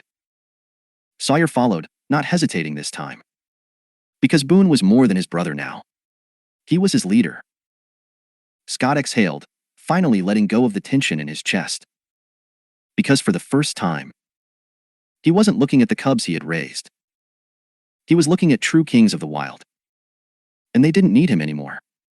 Not to protect them. Not to fight for them. Not to teach them. They were on their own. And Scott was okay with that. The return home.